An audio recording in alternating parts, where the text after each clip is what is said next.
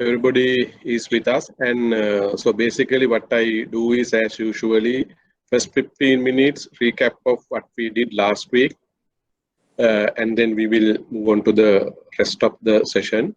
And basically, hopefully I can complete this first part of this module by today, and where we will look at some examples of duration and duration hedging, and from next week onwards, Mr. Fernando will take over with you on credit risk, hopefully, and then I will again, once he complete his module, I will take up on the remaining parts of market risk module. So that is the basic time plan. And before we start, are there any questions from what we discussed so far?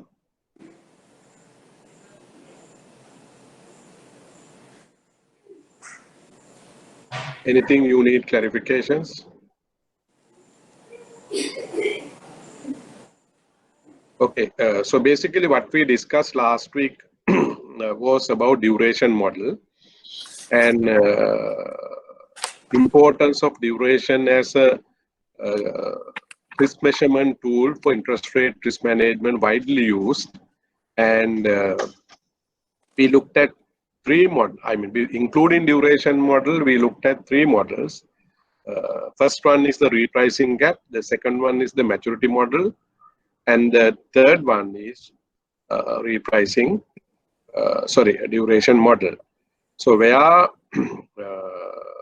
duration can measure the interest rate sensitivity of the entire balance sheet as opposed to repricing gap model.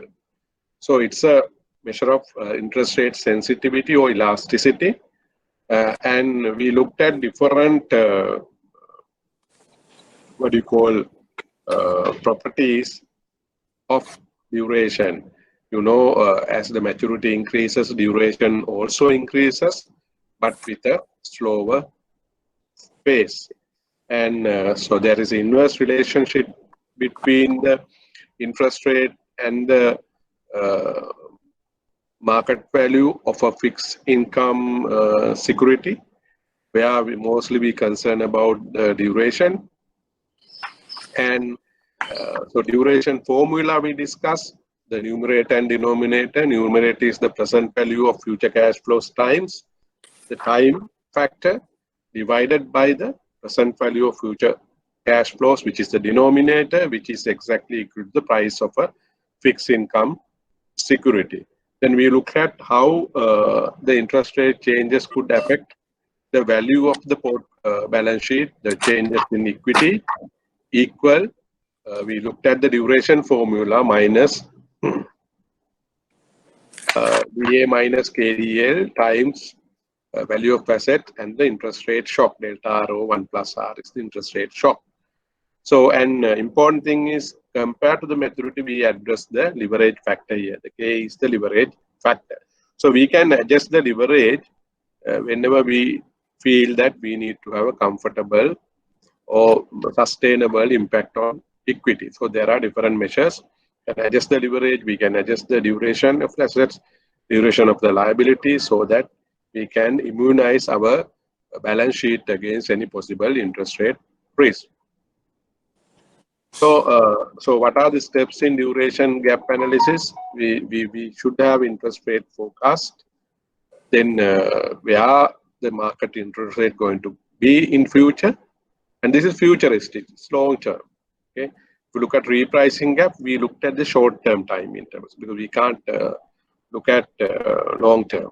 Okay, and here it's based on not the book values, it's the market value of assets and liabilities and the stockholders' equity.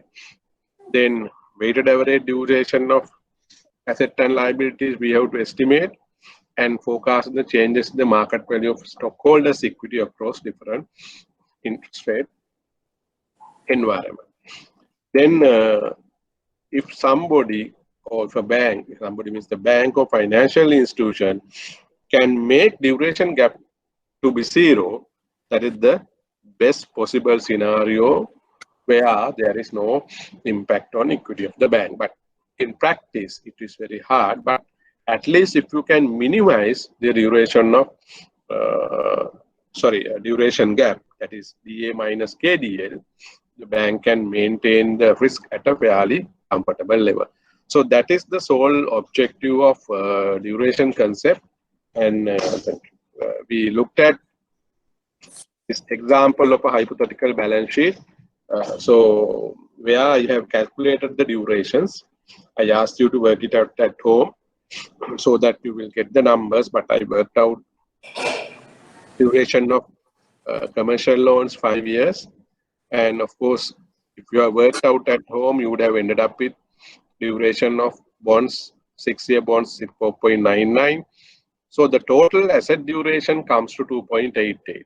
So how do you get the total asset duration? If we move on to the next slide, asset duration equal to 2.69 times 700 divided by 1000, where 700 is the asset value of commercial loans divided by the total asset value 1000.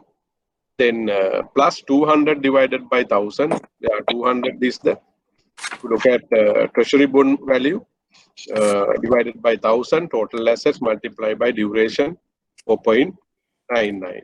So where you get duration of assets of this balance sheet is 2.88. Okay. Then in order to identify the duration gap, we want to calculate the duration of liabilities as well. When you go to the liability side, we have 3 liabilities. 2 liabilities again. Term deposits 1 year, CDs 3 years. Term deposit 1 year, duration is 1 year. CDs 3 years, duration is 2.81. So we have 620 million worth of TDs 1 year with a duration of 1 year, 300 million worth of CDs with a duration of 2.81. So those are the 2 assets. And total liabilities equivalent to 920 and equity 80. So duration of liabilities is 620 divided by 920 times 1, duration of the first liability, plus 300 divided by 920 into 2.81, duration of CDs, which is 2.81. So the duration of liabilities in the balance sheet is 1.59. So then what is the duration gap? So if you look at duration gap equal DA minus KD L. K is the leverage factor, liabilities divided by asset. So duration DA is 2.88 minus K is 920. Liabilities, we know market value of liabilities 920 divided by market value of assets 1000. So duration of liabilities is 1.59. So 1.42 is the duration gap. So basically in this balance sheet, the duration gap is 1.42 years. So based on this duration gap, we can compute for any given interest rate change in the future, what is the impact? Because change in equity equal minus duration gap times change in asset value times the interest rate shock. Okay, so that is delta rho 1 plus R. Okay, so then if you look at now here the positive duration. So basically positive duration means average duration of assets are greater than average duration of liabilities. So basically hence assets value change by more than liability value. So the sensitivity, interest rate sensitivity of assets is higher than the interest rate sensitivity of liabilities. Okay, so that's again important factor. So when the duration is positive, how it's going to affect the portfolio or the equity, and if the duration is negative, how it's going to affect the equity value of your balance sheet. Okay, so let's take example of change in market value equity. So change in now for 1% interest rate change. So if the interest rate going to go up by 1%, what is the impact on the equity value of this particular balance sheet? So we know duration gap equal minus times duration gap 1.42 we computed earlier, and change in interest rate 1%, 0.01 divided by 1 plus interest rate 10%, 1 let's say current interest rate 10% and movement by 1%, 1.1. Okay, so times the total asset value is 1000. So the impact is negative 12.9 or roughly 13 million. So what does it mean? In this balance sheet, if your bank have this sort of a balance sheet, if in future the interest rate rise by 1%, your equity will fall by 12.9 million or roughly 13 million. So basically, what does it mean? So you have an equity of 80 million at the beginning of the balance sheet date, and the current interest rate environment, average interest rate environment 10%. Overall, total assets average interest rate is about 11%. Sorry, 10%, and it moves by 1% means 11%, up to 11%. So your equity you started with 80 million will come down to how much?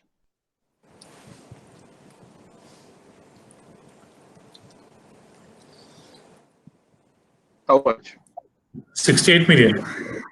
60? 8. Yeah, 67.1 million, 67.1 million. So that's a fairly high number, isn't it? Because 80 million, if you take the number, for 80 million, impact is how much? For 80 million, impact is how much? 12.9. So what is, I mean, from 80, 12.9 is how much percentage?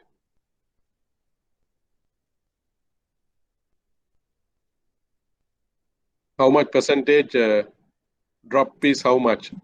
For 12? It's 16.12. 16.12. Okay. 12. So let's put this way. Now, what do you see? Now, when you have a duration gap of 1.42, if there is an interest rate price of 1%, it has a 16.12 impact, negative impact. So the equity value dropped by 16.12. So we will look at another way. If the interest rate goes up by 2%, what is the impact on the equity? So please work out if the interest rate goes up by 1%, further 1%, that means from 10 to 12%, work out the same formula, same duration gap, movement of 2% interest rate. So basically in your formula only changes, instead of 0.01, you have to apply 0.02.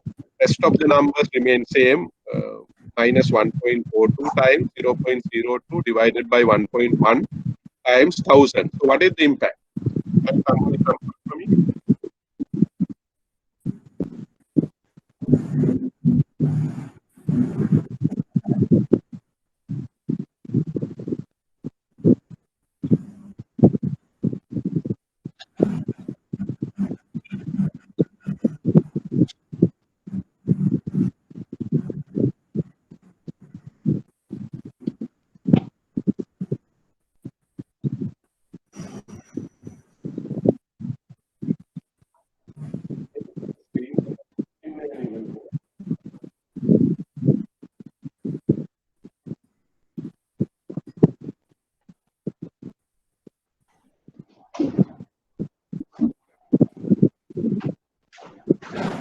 Has anyone worked out for 2% increase? What is the impact on the market value of equity?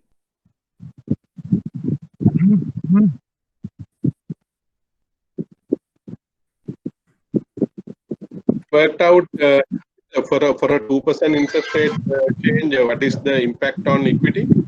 Anybody? Negative 25.82 million. Sorry? Yeah. Negative Yeah, it's 25.8. I can hear. Can someone, one person tell exactly? Negative? Yeah, it's 25.81, sir. Okay, negative 25.81. Yeah. The same. So we saw for 1% interest rate change. I think hopefully you can see.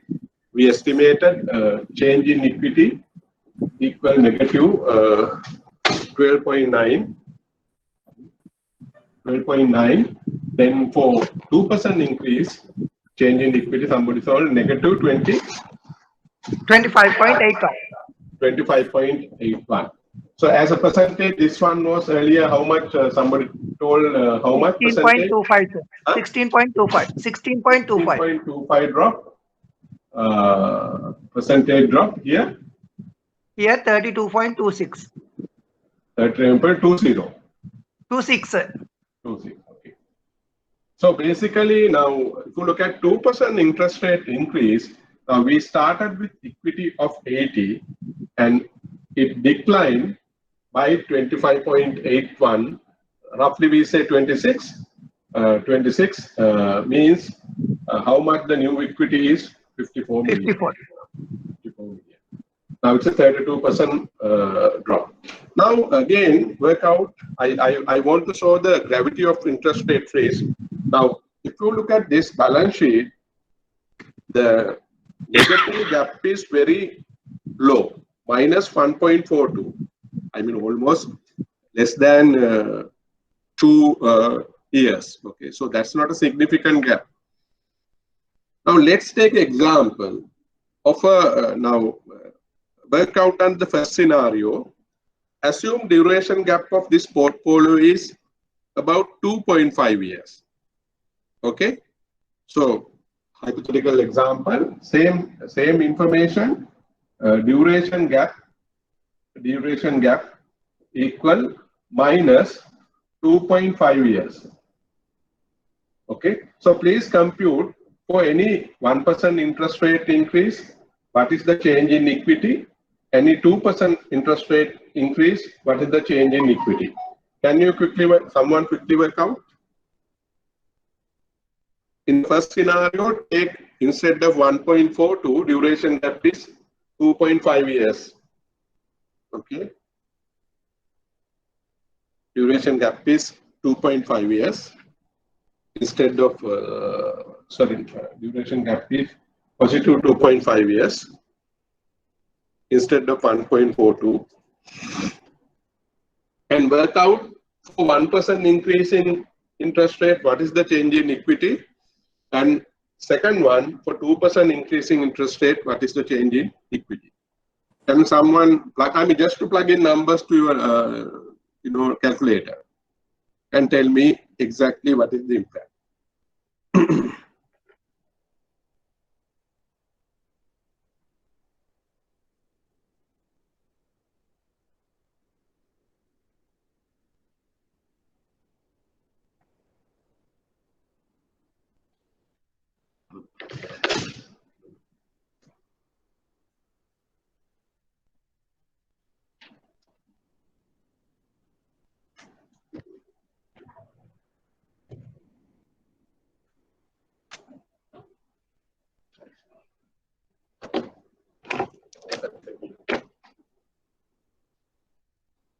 So can someone tell me the numbers? In first scenario, sir. Sorry? In first scenario. Yeah, that in is duration gap 2.5 and 1% increase. 1%. It's going to be 22.72, sir. Sorry? 22.72. Yeah, the value? Drop in value?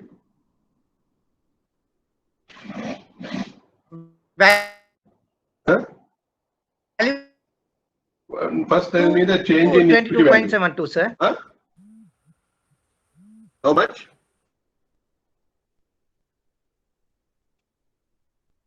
First tell me change in equity.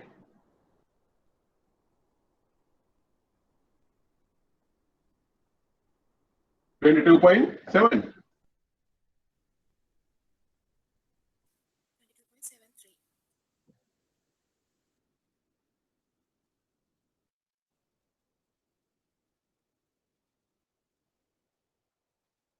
Right, 22.7, is it?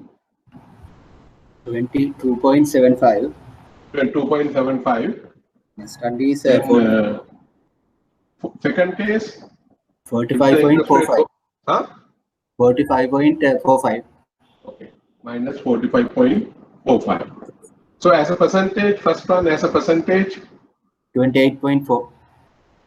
28.45 percentage. Second one, 43.18. can't be, no, it's more than that. Well, original equity is 80.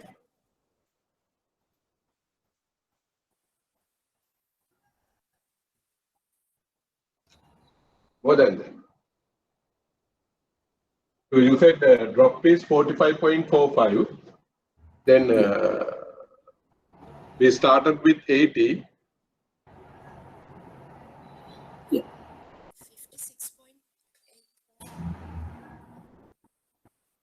So what is the percentage? Basically 45.45 divided by 80. More than 50%.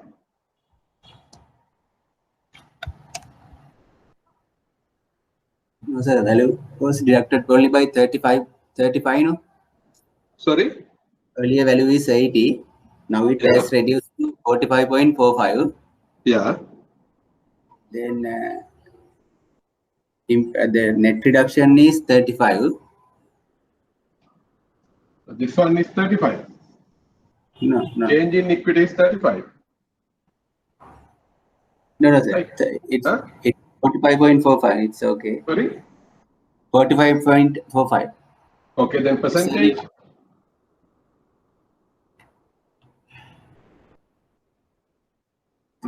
Change in equity is simply minus 2.5 into 0.02. Okay. Into 1.1 into 1000. Okay. So this is the change in equity.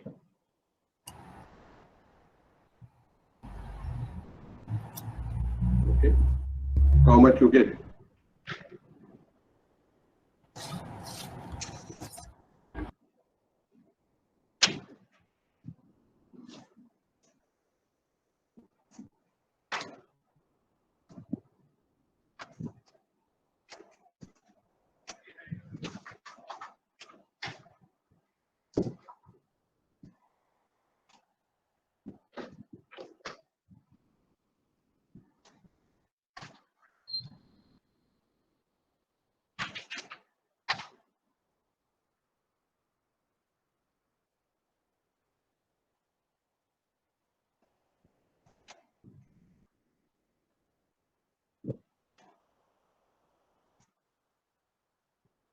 $45.45 is the decline. Okay.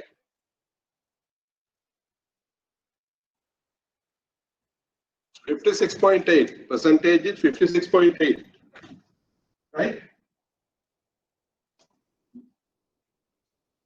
So the right drop is 56.8. So in percentage terms, if the balance sheet duration is 2.5 years, interest rate rise is 2%, the equity of the bank will decline by 56.8%, almost 57%. So what does it tell?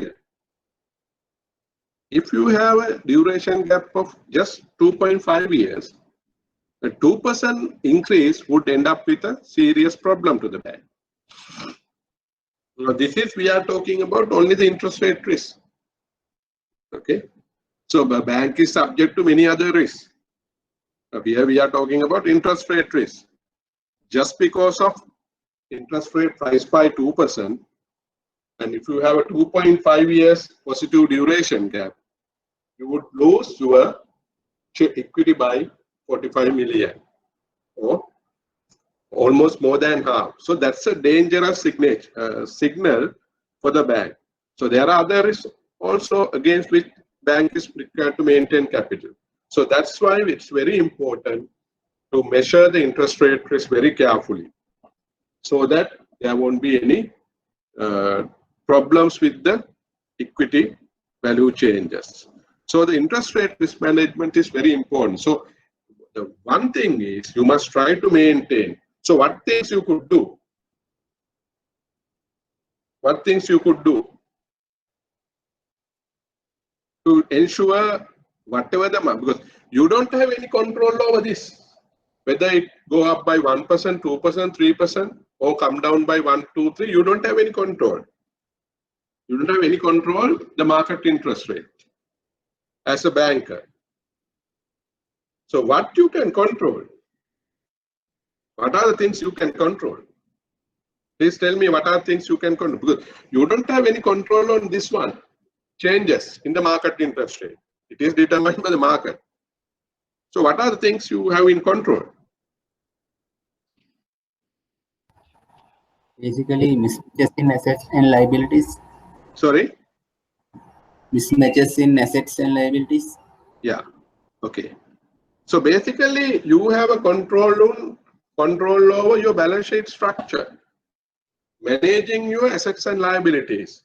So what does it mean here?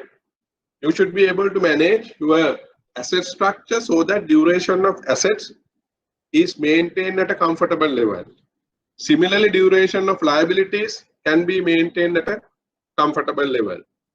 Or you can adjust the another factor. What is that? Third factor you have control. It's equity. Huh? It's equity. Okay, equity means the leverage. Okay, Yeah. the leverage factor, because leverage is a mix of debt and equity. So while you have a control over those three factors, the duration of assets, duration of liabilities, and the level of leverage. So as a risk manager, interest rate risk manager, your responsibility is managing the balance sheet in such a way you are maintaining your duration gap in a comfortable level through the management of duration of assets, through the management of duration of liabilities, and the managing the leverage factor. Okay. Now, okay, if you look at this example, okay, what you can do to manage interest rate risk. Okay, among these three factors, what things you can do when you look at this structure?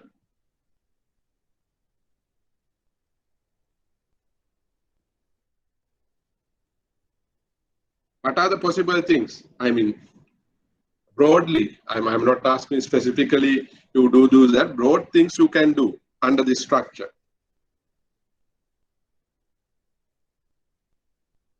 To further reduce the interest rate risk.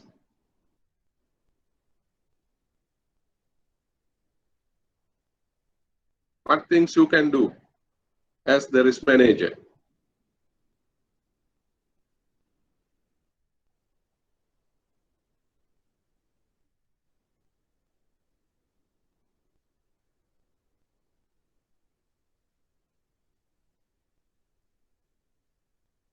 Come on, about a couple of things. I mean, you can do a couple of things. I'm not saying specifically you have to do this, but broadly what you can do. Couple of things. To minimize the risk. We looked earlier that what is the best way and then what practical things we can do. Increase the duration of the liability. Sorry? Increase the duration of the liabilities. I can't hear. What? First part? Increase in the duration of the liabilities. Okay. Anything else?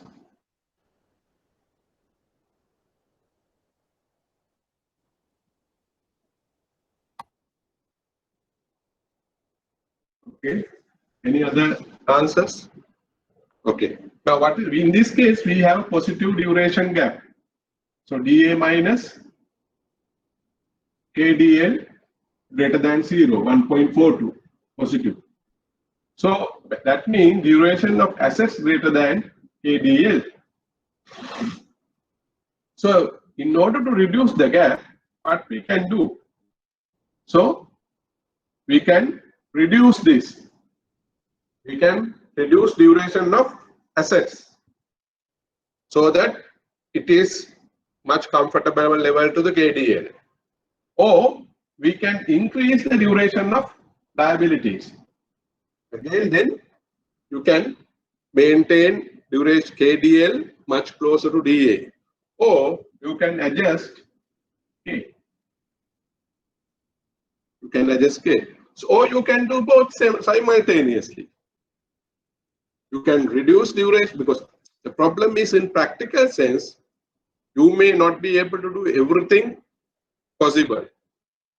So you have to do combination of things. I mean, this is not an easy task as we discuss. We can discuss, we can talk, we can lecture, but in real practice of a bank, every time you see your gap is significantly higher than, or subject to volatility, then you can't change everything every moment. Okay, you can't change your products, you can't change your maturities, but at least you can have a holistic view so that from time to time you can adjust all those or combination of those. So you may reduce duration assets to a particular level. In the meantime, increase in the duration of liabilities also to a certain level, or adjust the K. So there are a lot of combination. You can reduce duration of assets, you can increase duration of liabilities, you can change the K. K means LOA. So when you change the LOA, again it will affect sometimes duration, or you can do combination of all those as a hedging strategy. So that's the important thing. So that's called the duration matching. Okay. So as a risk manager, your task is to measure the duration on a continuous basis and take appropriate measures to manage the duration gap so that your risk will be very minimal. So that's the danger of the interest rate risk. Anything else? Any questions on what we highlighted on the question?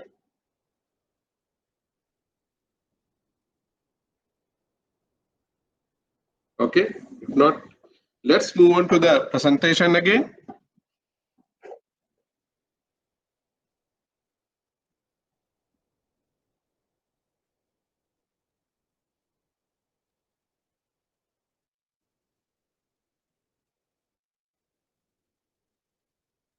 Okay, so let's look at the next slide.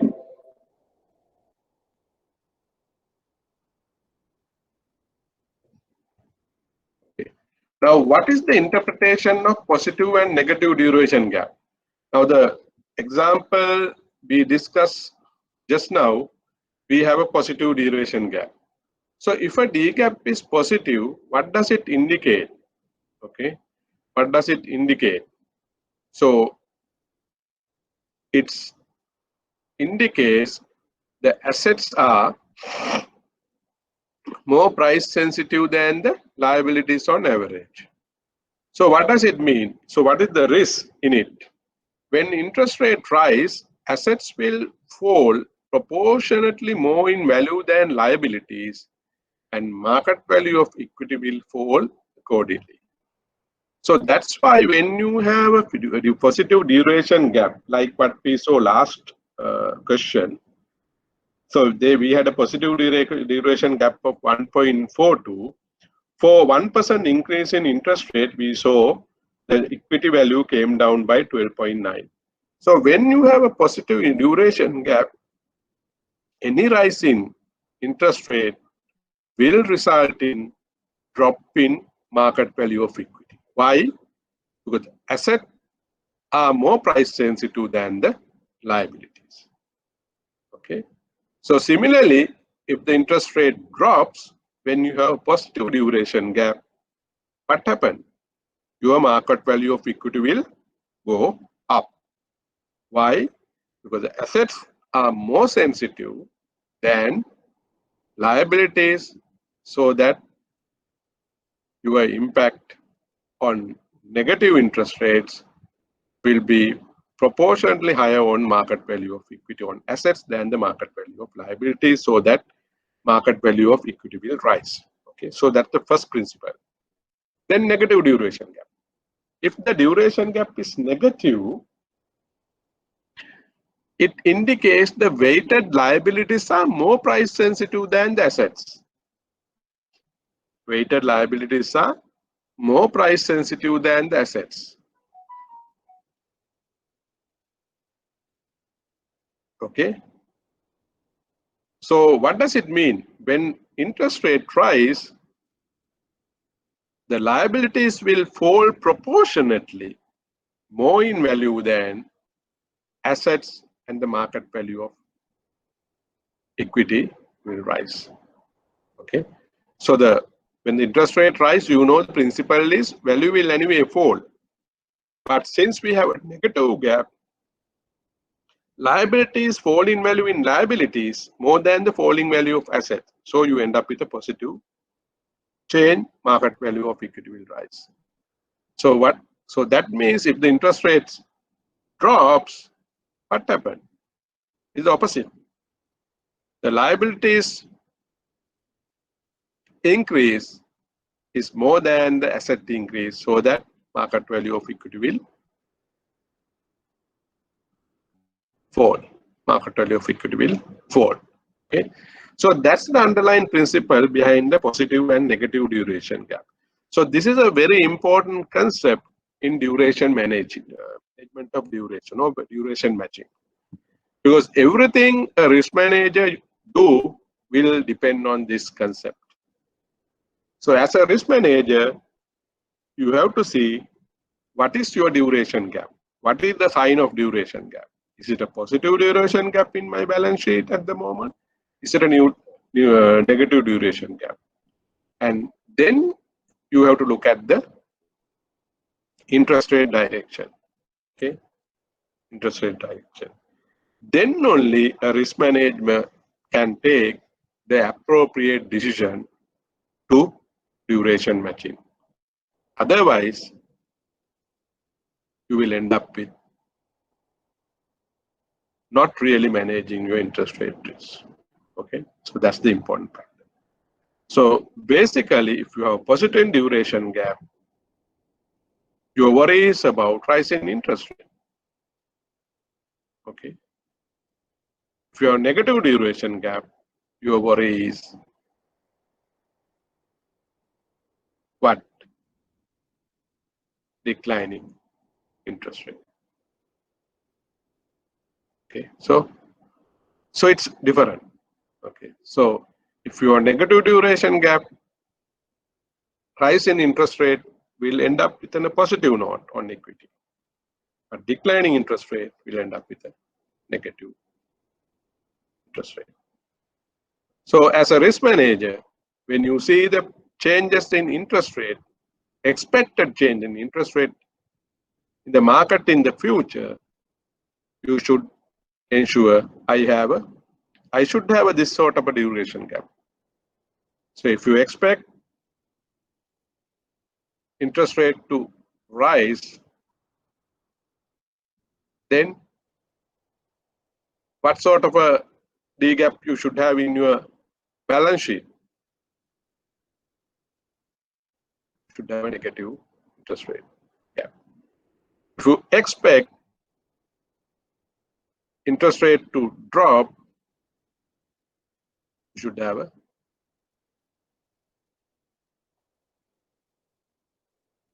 positive duration gap. Okay, so that's your benchmark. Clear? Any questions? Okay, so let's look at the advantages of duration gap over funding gap. Okay. So remember funding gap we looked at earlier.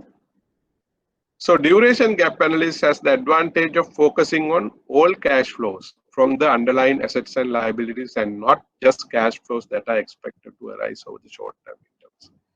So basically in rate sensitivity, we looked at the cash flows expected to be arise in the short term. So usually in a rate sensitive gap analysis, we don't go beyond 1 year. So maximum rate sensitivity we look at is 1 year. That is the time horizon. We don't look at anything beyond that. Okay. We can have 3 months, 6 months, up to 1 year. So, and in duration gap analysis, we look at 10-year bonds, 5-year bond, or even up to 30-year bond, or any liability, any maturity. Secondly, interest rate risk can be summarized in one measure for the entire portfolio.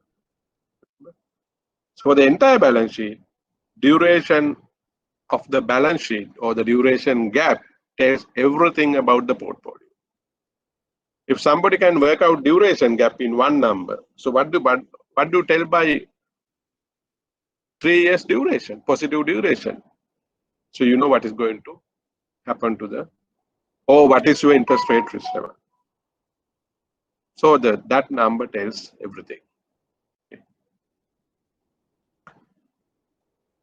Now, it is difficult to consistently alter either gap or duration gap on balance sheet and increase earning.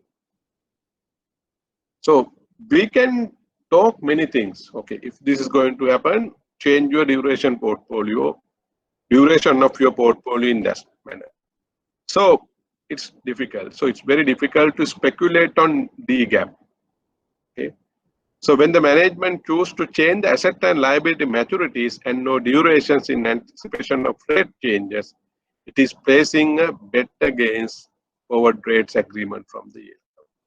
So basically what we are trying to do is we are putting a bet.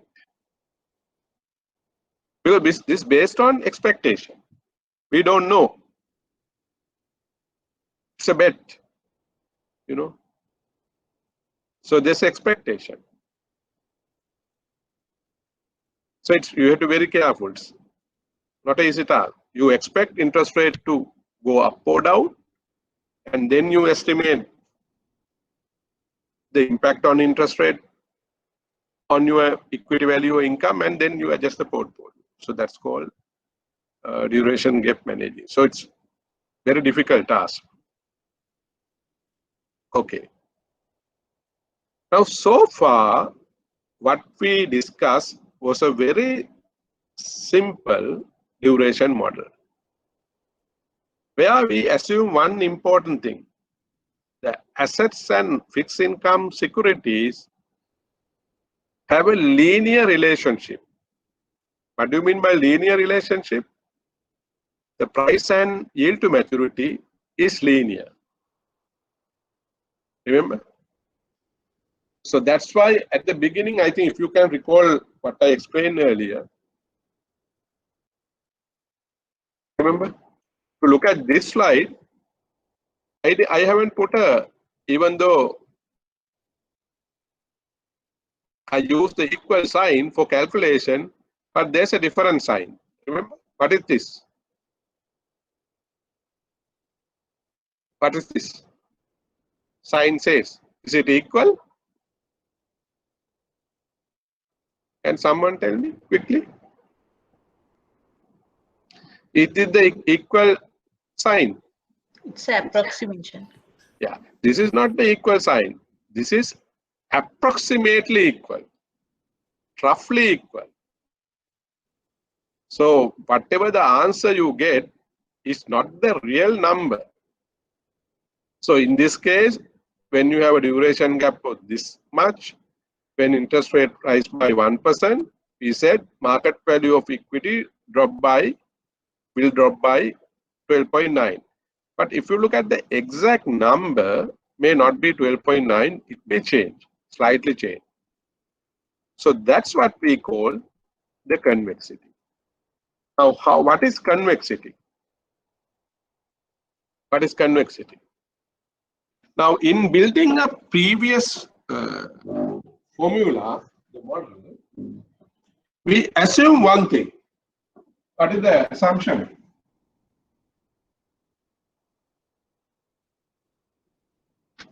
Okay. What is the assumption we make?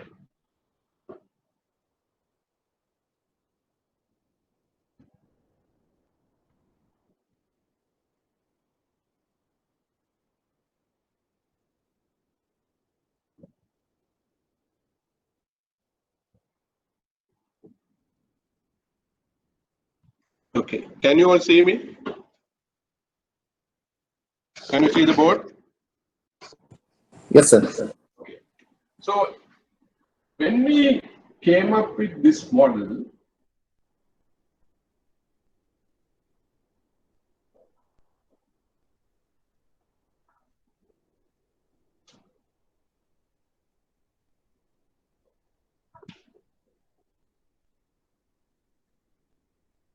when we came up with this model, so I have used this side.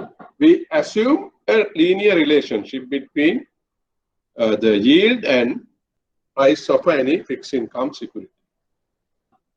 So basically, we assume the interest rate or the yield is the price. So we assume this sort of a relationship. That means when interest rate increases, price drops. Okay. And instead of this approximation, we use equal sign. Okay. But in reality, the relationship between price and yield of a fixed income security is not a straight line. It is like this. It's a curve. Everybody see? Can everybody see? Yes, sir. Okay. So if you look at, if you have a direct relationship like this straight line, we can easily use this formula without any question. Okay. But in reality,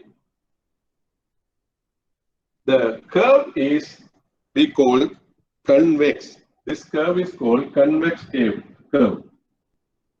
Convex curve. I think those who have done mathematics, you know there are different types of curve: straight lines, convex curves, and other one concave curves. Okay, convex curves, concave curves. So there are two different types of curve. So if we want to use this formula straight away, this formula is exactly right for a small change in interest rate. Okay. In this curve, if you take very small change, then the curve is almost a straight line. For example, if we are talking about the interest rate rise from 10% to 10.1%, 10 to 10.1%, okay, or 10 to 10.01%, 0.2%, this is exactly right. Because you don't see whether you follow this model, is no difference. For very small changes, even maybe 0.1 may be large, let's say interest rate rise by 10% to 10.05. So for very small interest rate changes, applying this formula without any adjustment is perfectly right. So let's say in your bank, you want to estimate the impact on equity for interest rate rise of from 10 to 10.05, 10.1, 10.15, very small. Okay. So you can use it without any problem. But when you talk about the interest rate from 10 to 11%, 10 to 12%, 10 to 9%, if we use this formula, then there is a small error. Why error? For large interest rate changes, this is not a straight line. Now you see, if we're talking interest rate change from here to here, is it a straight line? No. You see, there's a small difference. It's not a straight line. So this is like this. But if you look at very small change from here to here, it's a straight line. So that is called the convexity factor. Okay. So basically, in a fixed income security, the relationship is not straight line, it's a convex factor.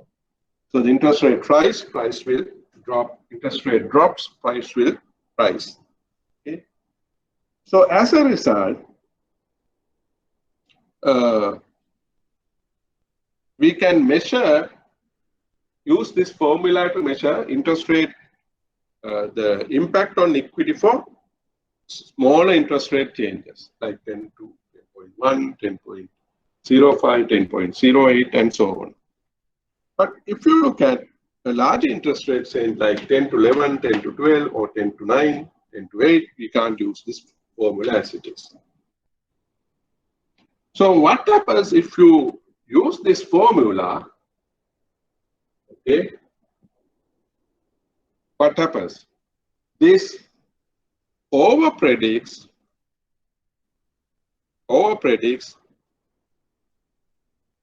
the loss in income, okay, for any interest rate rise, and it under predicts the gain in value for any interest rate drops. Okay. So what does it mean? Let me draw another diagram. So it means it's like this.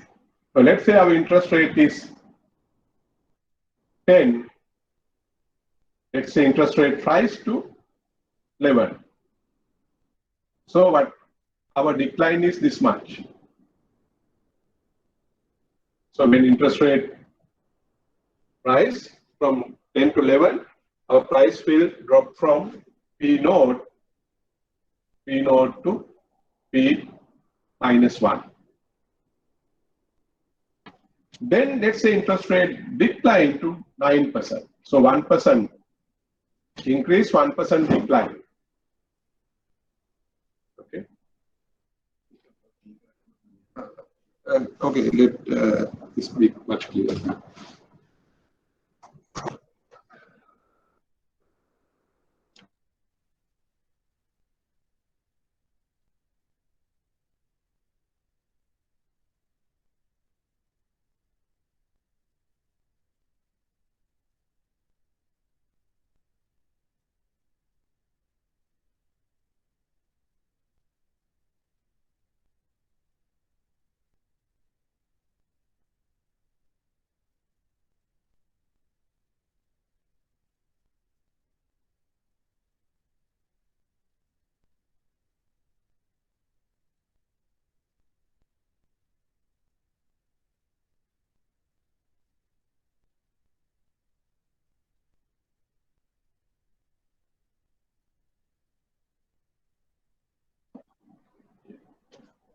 So let's say P plus 1.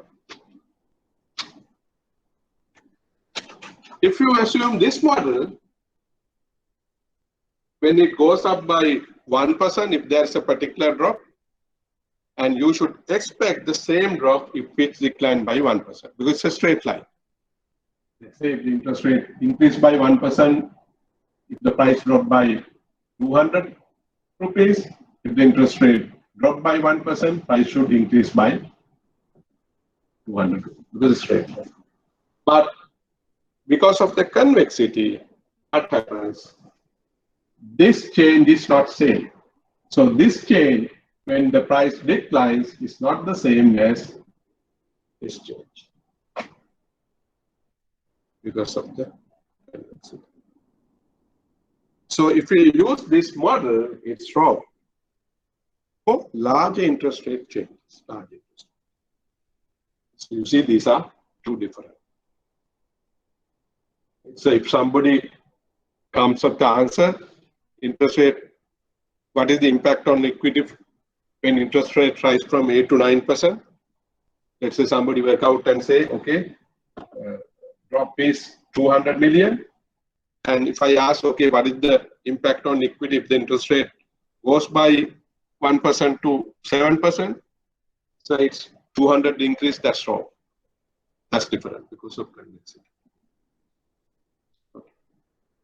So because of that, when we use this duration formula, for large interest rate changes, we have to adjust for convexity factor. We call convexity factor because the curve is not straight line. So in most of the cases, if you expect a rise in interest rate in future, then you should use convexity adjusted formula for duration matching as against the normal formula. Of course, you can use normal formula for any marginal interest rate changes. Clear? Clear? Any questions? Please ask questions. This is the last day for this part. Okay? If you have anything, please clarify.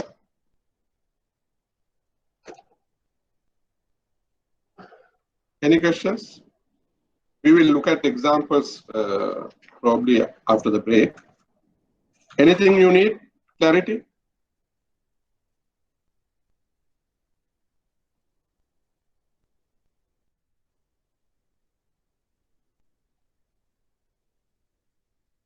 No?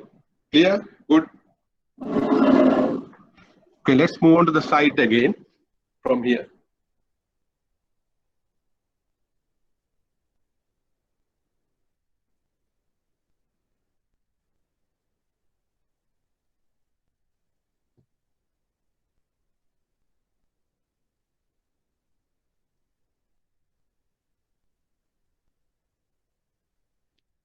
Okay.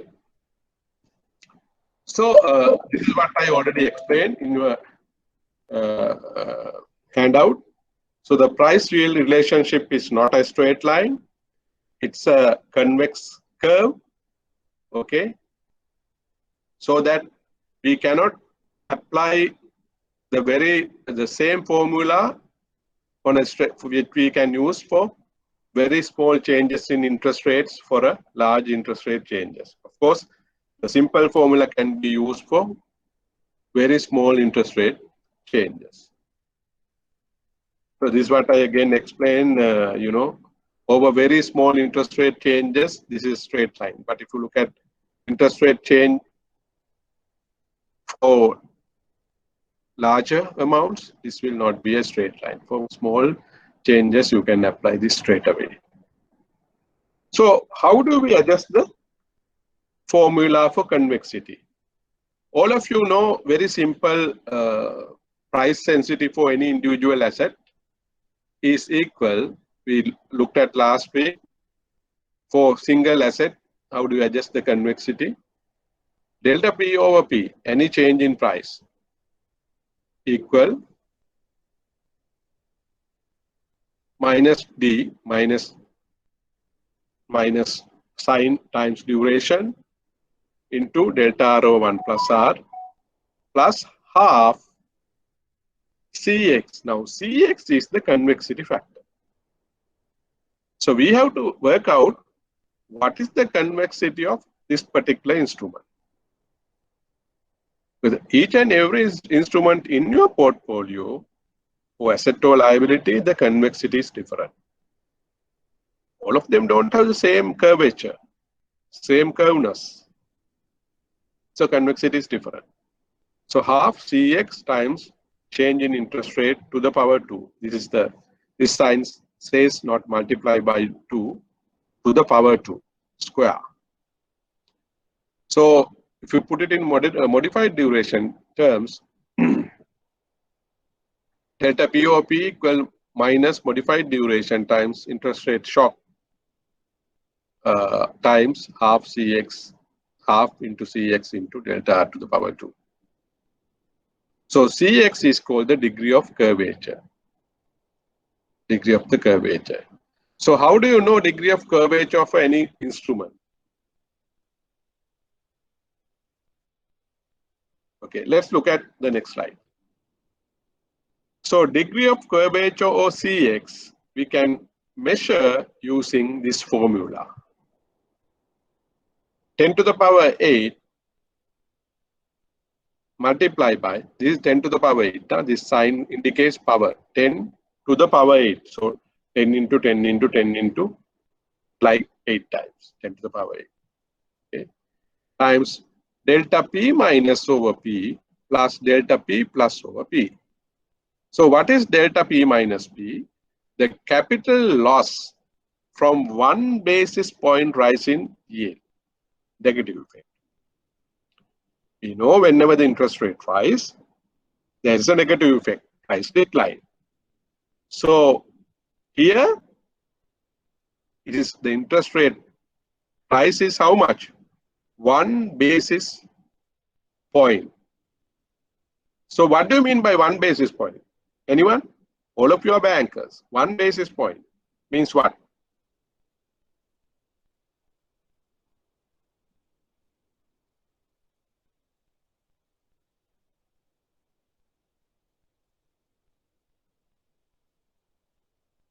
Anyone? Bankers?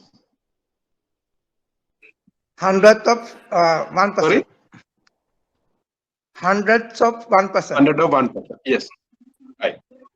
So when we talk interest rate risk in the market, we're talking from basis points. Isn't it right? We are not talking about 3%, 2%. We're talking basis point because the interest rate changes may be in basis points. Okay. So we know 1% equal how many basis point? 1% equal how many basis point? Gentleman who spoke now, 1%. It's 100%. Huh? It's 100. It's Yes, 100. yes. So 100 basis point equal to 1%. So 1 basis point equal to 1 divided by 100%. So 0.01%. So when we talk about 1 basis point, we are talking about 0.01% percentage. Because 1% equal 100 basis point. So 1 basis point equal 0.01%. So delta P minus over P equal, if there is a 0.01% interest rate increase, what is the capital loss? Negative. Similarly, delta P plus P equal the capital gain from 1 basis point fall in yield. That's the positive. Okay. So how much there would be a capital gain if the interest rates decline by 0.01%.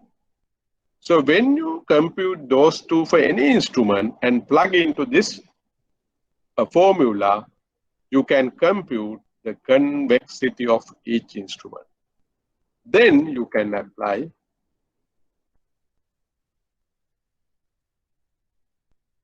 this formula to measure the interest rate sensitivity because you know the CX. If you know the duration or modified duration, if you know the interest rate shock,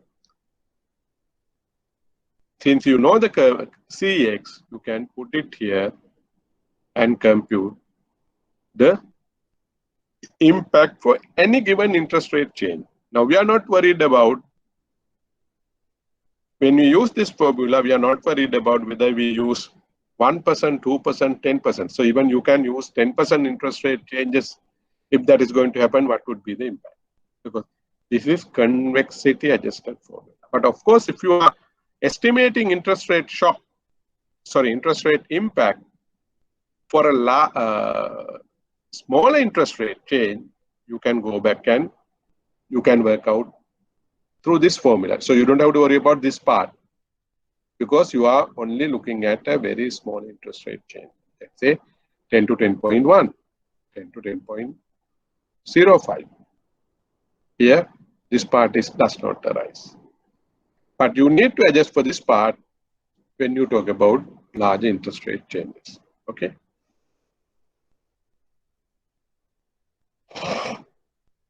So, how you can use this convexity adjusted duration for estimation of impact on equity for your bank's balance sheet.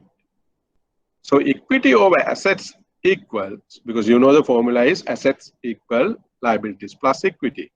So equity over assets equal B naught, we will look at what is B naught below, times delta R, that's the interest rate change, times duration of assets minus B naught times leverage factor K, LA over A times DL, duration of liabilities times delta R plus B1 star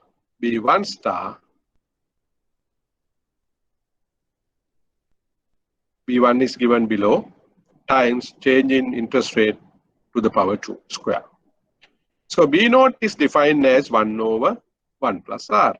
Same like, previous formula. B1 is the convexity adjustment for the assets and liabilities. Because when you know individual curvatures, you can also compute curvature for the entire balance sheet. CXA and CXL. Asset side and the liabilities. So that adjustment will come. So you can estimate your changes in equity for any interest rate changes. Impact on it. So when you start with a particular interest rate level, particular equity, you can plug in the interest rate change, expected interest rate change, and see what will be the new equity. Then you can estimate the impact. Because you know DA, you know DL, you know CXA and CXL. So for any given interest rate movement in any manner whatsoever, you can estimate the impact on equity. And you can also, if you want, you can do, okay, where your capital will be zero or technically insolvent. When would be your capital will be zero or technically the bank would become insolvent at what interest rate movement?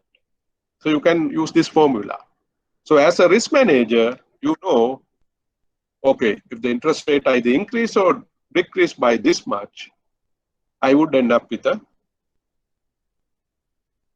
equity zero or basically insolvent. And you can stress test that for any future changes. So that's the importance of this formula. Any questions so far?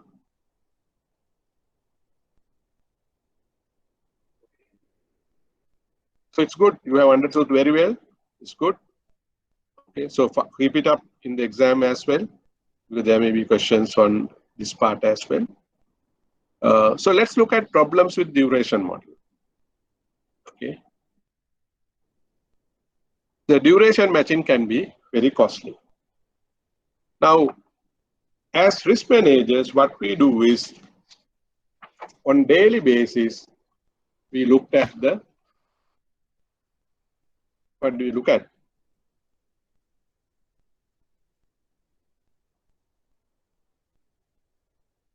Possible changes of equity for any expected future interest rate changes. And what we do, what we plan to do. So based on that, remember previous example, we adjust the duration to be in a manner that D gap close to zero. So we may need to increase the duration of asset or decrease the duration of asset, increase the duration of liabilities or decrease the duration of liabilities, or do both, or we need to change in equity, debt level, leverage. So every day, if you look at in a bank balance sheet, not like any other business, every single moment, your balance sheet will change, isn't it? Every single moment, every second. Now, let's say we are here in your bank this moment, but let's say your duration is on average 2 years.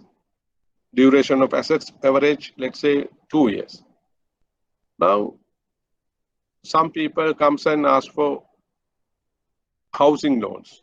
Let's say within a given day or a couple of days, suddenly you see your there's a greater demand for housing loans, and you have given substantial amount housing loan for what, 15 years, 10 years, 20 years. So what does it mean? What does it mean? So if you have a greater demand for housing loans, 10, 15, 20 years, what is the impact on your balance sheet? What does it mean? Assets maturity will increase. Sorry? Assets maturity will Asset maturity, last word? increase. Yeah, asset maturity will increase. So asset maturity will increase means naturally duration will increase. So what you have to do, you have a lower duration. Now you have a increased duration. So of course, depending on the situation, it may be good, may be bad. Okay.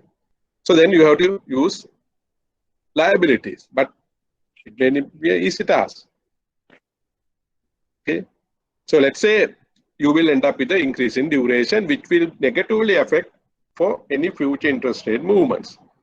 So alternatively, what you can do is you can minimize it using, now instead of your liability side low-ended maturity, you may use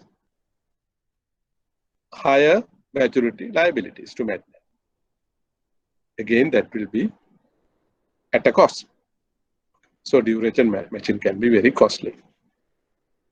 And so duration matching means what? We are trying to immunize our balance sheet against the possible interest rate risk.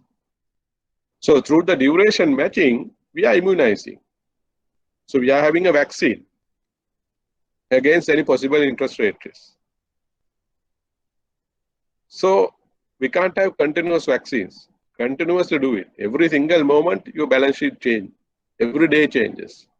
Not like any other business, structure will change. Here structure means maturity profile. So it's a dynamic problem. It's not easy. And the third one is for large interest rate changes, convexity. It's again a complex model. So each and every asset, you have to find out the convexity and then look at the convexity of the balance sheet. Flat term structure. So we generally assume the term structure is not a curve shape. It's a flat.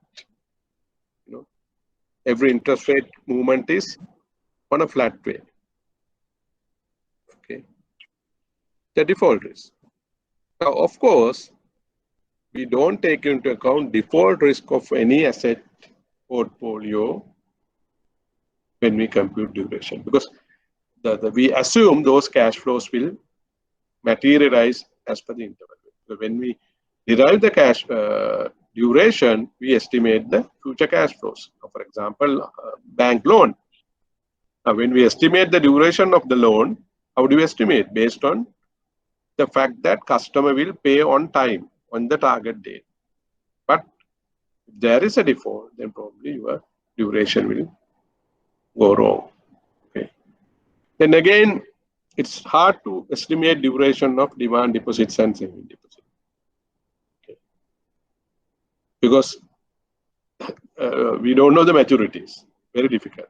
What is the maturity of a demand deposit? It's not easy. Savings deposit. So duration of demand deposits and saving deposit is a problem. Okay.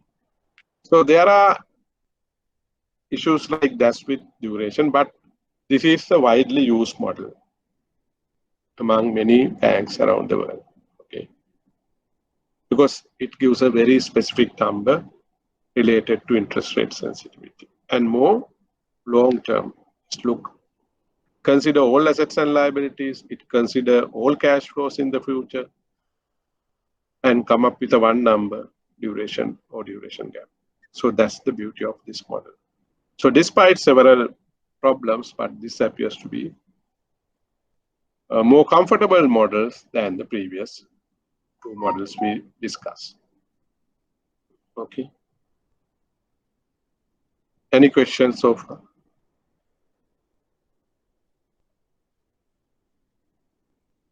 So, how to consider the maturity of savings deposits? Huh? How to compute or consider the maturity of savings deposits?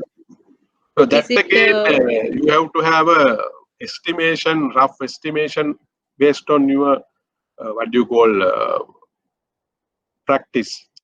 For example, there is no specific number.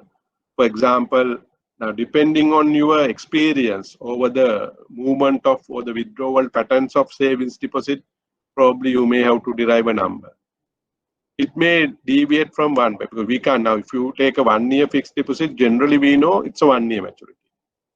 But savings deposit, some savings deposits maybe duration may be very much higher, more than even a fixed deposit. Because if you look at, certain savings deposits, they will never mature, no? They will be there for quite a long period. So in that sense, maturity is very long term. But there may be savings deposits which fluctuate always. Somebody deposit money today and take it tomorrow. So the maturity is just 2 days. So the estimating maturity and the duration of a savings deposit is a quite cumbersome. But it's a judgmental process where you have to follow based on your experience. Okay, based on your experience. So every bank maybe, have some model or something, roughly estimate duration of my savings deposits.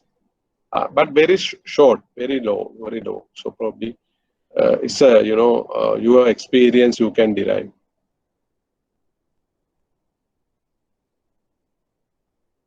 Any other questions? So Okay. when they calculate the market value of the liabilities, Huh?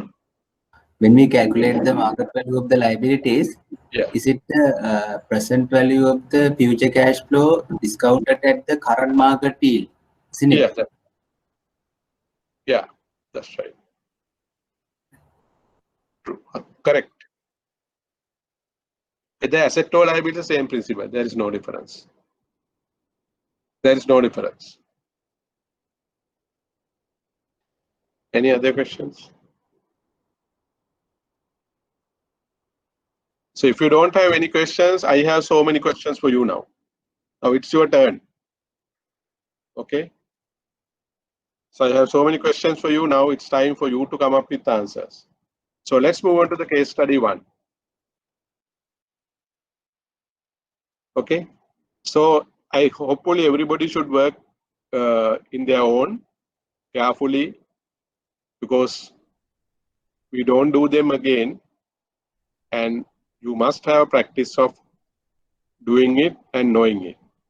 So don't just skip, then you may not be able to, if you have something like this, may not be able to do at exam. So please do it with yourself. Don't worry even if you make a mistake. So you can know exactly when we come to the answers. But remember, you do it your own. So it's a practicing time now. So if you go to your bank, you don't have to worry about manual processes, but here for the learning purpose, we have to do it manually.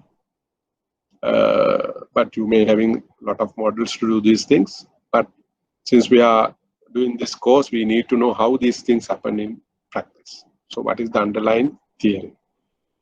Okay, so case study 1, 7 parts. Okay, so we will start with the first part. I think we know the duration now. We know the duration formula for a single fixed income security, coupon bond, or any loan security, any instrument. Now the first part is use the normal formula. Remember the normal formula we discussed last week? Duration equal, what is the numerator? What is the numerator?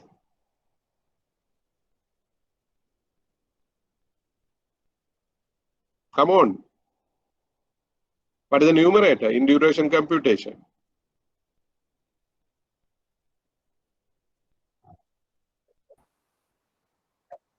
Number of Times. T. Yeah, the time factor. Time factor, the time in which cash flow derived. Okay, so the present value of a particular cash flow times the time factor, the year in which you receive or pay the outflow. Okay, denominator is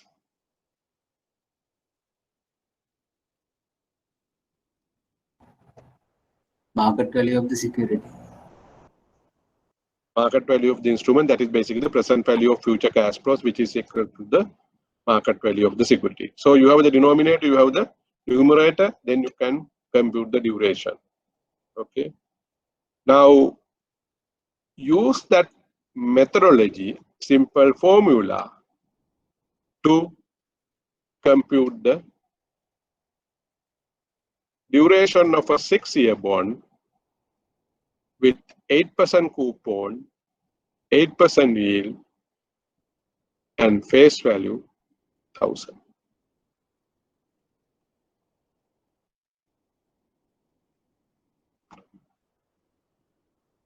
Okay. Compute the duration of a 6-year bond with 8% coupon, 8% yield, and a face value of 1000. So you have all these numbers which are required to compute duration. Now start working on. We have about 10 minutes to do the first part. Okay. Anybody finishes before that? Or please speak. I have done, and this is my answer. So start working on duration of a 6-year bond with 8% coupon and 8% yield now. Okay. If you have any questions, please ask. So first part, let's start. So you do it first, then we will discuss.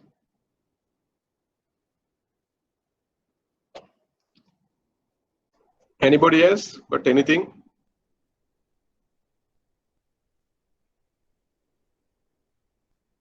So there are 17 online, 4, 5. Anybody got different answers other than 4.99, 4.66? Different answers? No? So basically what you have to do is you have to use the very simple duration formula. Numerator is present value of future cash flows times the time factor when these cash flows take place divided by the denominator present value of future cash flows, that's equivalent to the price of the bond, market value of the bond. Okay. Okay, so let's work it out.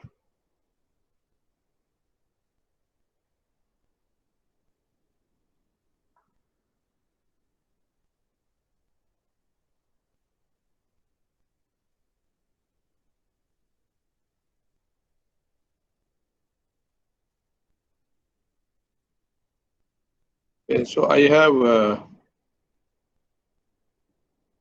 work it out on Excel sheet. Okay, so now we have given 3 parameters. The present value, the face value is 1000. The 6-year bond, so maturity is 6 years. The coupon is 8% and the yield is 8%. So coupon 8% yield. So to compute the numerator, we need to know numerator and both denominator. We need to know the cash flows. Okay. So what are our cash flows? So we get every year. So this is annual coupon. It is not stated any other way. So assuming annual coupons, so we get 8% of 1000 every year up to 6 years. So first year cash flow is 80, second year 80, third year 80, fourth year 80, fifth year 80, and the 6th year we get 80 plus 1000. That is our face value. So cash flow is like that. Then we have to take the present value. So what is the present value? We have to multiply by the present value factor. So first year present value factor is 1 divided by 1.08. Second year factor is 1 divided by 1.08 to the power 2. Third year 1 divided by 1.08 to the factor power power 3. Fourth year 1 divided by 1.08 to the power 4, 5 and 6. So these are the discounted factors. So the present value is future cash flow times discount factor. I have highlighted, sorry. So I have highlighted here in my third column.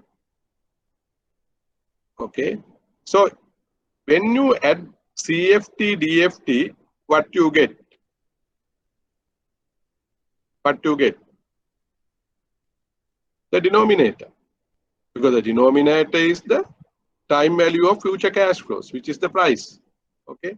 So when you add those cash flows, I have ended up with 1000. So what does it mean? The price of this particular bond is 1000. Is it right? Is it correct? Yes. Come on. Is it right? Can everybody see this? Yeah, it is right. Huh? It is right. Right. Because why it's right? Because when your coupon equal to yield, the face value and the market price is same. So you get the 1000 because the coupon and the yield is same. Then, so basically the numerator is 1000. Sorry, the denominator is 1000. Now, in order to get the numerator, you have to multiply by the time factor, CFT, DFT times T. So this into 1, this into 2, this into 3, and so on. So you ended up with total CFT, DFT into T, that is numerator, 4992.71. Okay. So your duration is what? Numerator divided by the denominator. 4992 divided by 1000 equal to 4.99271. Okay. So your duration of this particular bond is 4.99271. Any questions? I think all those got 4.99 is almost correct. But the guy who got 4.66, check where you went wrong. But others, I don't know. I didn't get any feedback. So that is the missing part here. I mean, if you have any queries, please ask. This is the final class. We are doing this. We don't do it again. If you get a question in the exam, we don't know, then you will be in trouble. We don't clarify if you don't do in your own, because you have to do it manually. If you get a bond and you have to work it out, you have to do it manually. So you should know the basic principle. But of course, when you go to office as a risk manager, you can use the manual instead of manual computerized system. But for the learning, we need to know how it's physically happened. Okay. Any more questions on this part? Because we want to move to the second part. Okay. So let's move on to the second part. In the same way, compute the price of this bond if the yield increases to 10%. Okay. Now here our objective is not the duration. Now we know the duration, everything. Forget about all those things. Use the same way. Don't use the duration formula. Because we know we can use the duration formula. But don't use the duration formula without using the same way like you do it here. You can compute the price. Price is the denominator, this part. If the yield increases to 10%. Okay, so we have about 5 minutes to do that. Can you all work that out? Or sometimes some of you have already done it.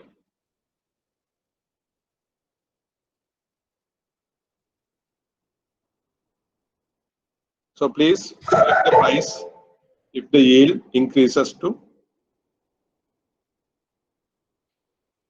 10%. And tell the answer if anybody finished that. Oh, anybody else got any answers?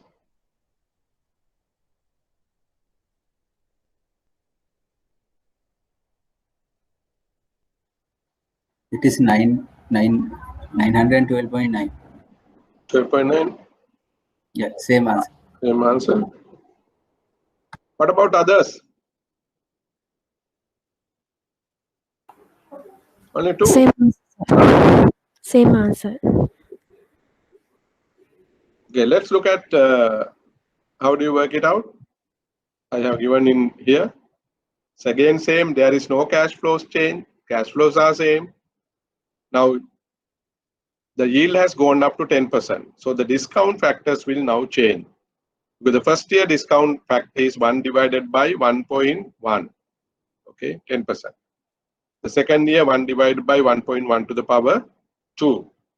The third year factor is 1 divided by 1.1 to the power 3, 1.1 to the power 4, 5, and 6. So basically, then you computed the discount factor. In order to get the present value, you have to multiply the cash flow by the discount factor. So you ended up with 72.73 for the first year, second year 66.12, third year 60.11, and so on.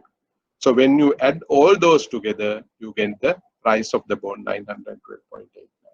Okay. So basically, so what has happened when your yield goes from 8% to 10%, the 2% rise has resulted in about 87 rupee drop of your market price. Because market price earlier was 1,000. Because of this increase of 2% in the yield, the price has dropped to 912.89. Okay, clear? Any other person having any problem, please ask. Please clarify if you have any problem. Okay, if I don't hear anything, I assume everybody is perfect and no problems. Okay, I will continue. Any more questions on this one? No. Okay. So let's do the third part. So third part is the opposite. If the interest rate drops by 2% to 6%, what would be the price? Okay, we saw interest rate remain at the coupon yield 8%. The price was 1,000. When the interest rate went up by 2% to 10%, the price has dropped to 912.89. Okay, so at least keep this for 2 decimal places, because duration calculation sometimes may be misleading. At least keep it for 2 to 4 decimal places as much as possible. So 912.89. And so now work out, if the interest rate declined to 6%, what would be the price?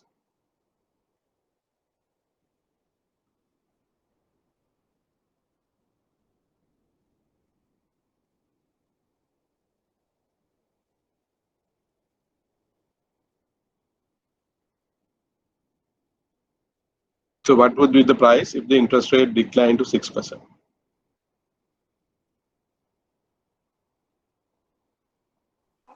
It's 1098.35, sir. 1098.35. 35. Okay. Everybody got it? 1098.35. Yes, sir. Everybody got that answer or any different answers? Same answer, sir. Okay. Anybody find it difficult? Please ask if you don't understand or anything.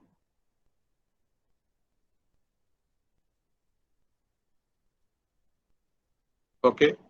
So it's the same way. Only thing is, instead of yield 10%, you have to put in yield 6%. I mean, manually you have to work it out. I have used Excel sheet for simplicity, but you should know how to work it out manually, because you know you are not supposed to use Excel sheet in the exam. But basically, you should know how to manually do it.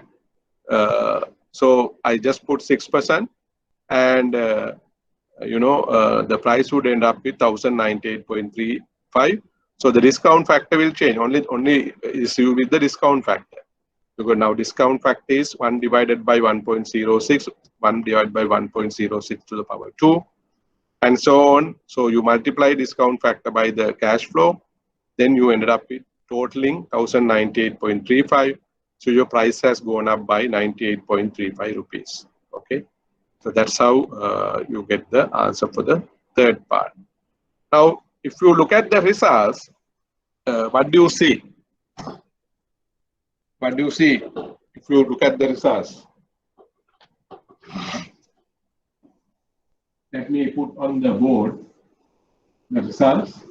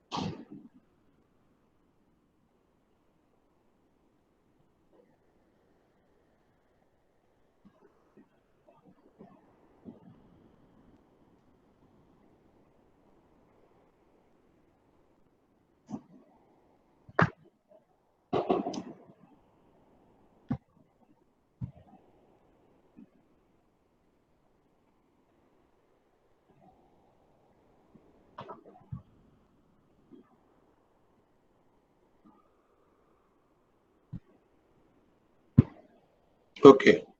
Now, if you look at, can you all see the board? Okay, let's put it here. 10% and 6%. So we had the price of 1,000 when the interest rate were 10%, 8%.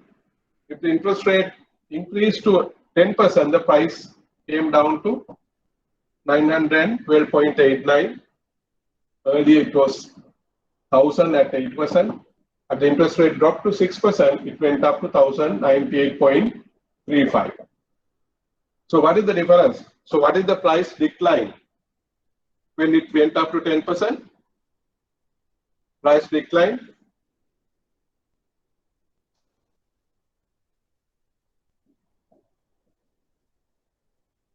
$87.11, isn't it? Okay. So when the price drops to 6%, price increase is 98.35. Okay. Right? Right or wrong?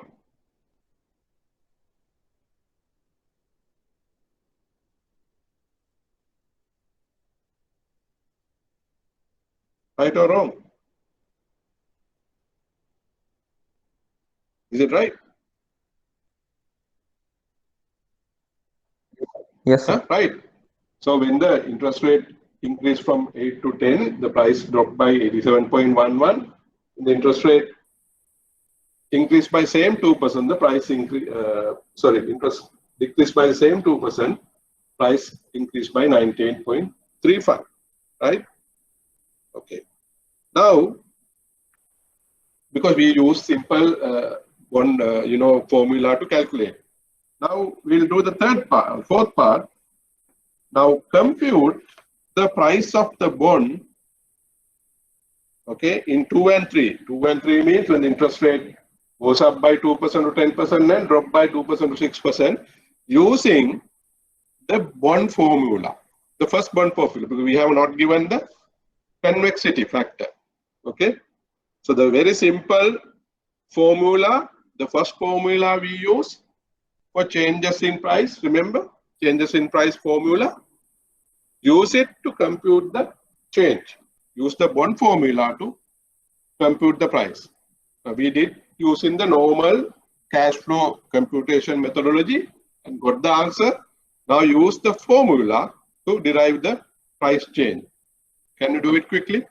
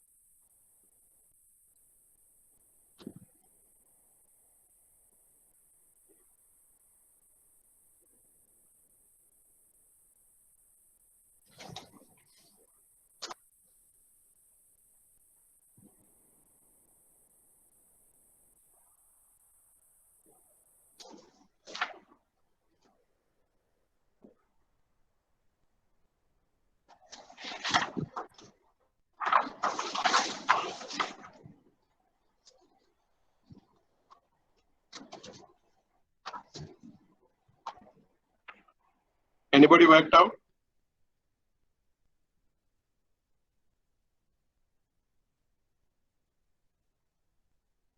First, for the interest rate increase by 10%, what is the price decline using the duration formula?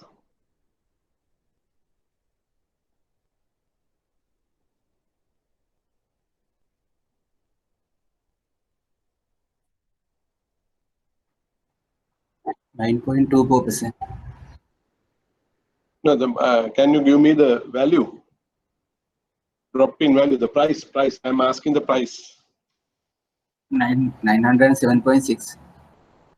The price is 907.6. Okay. Then, anybody else who got the answer?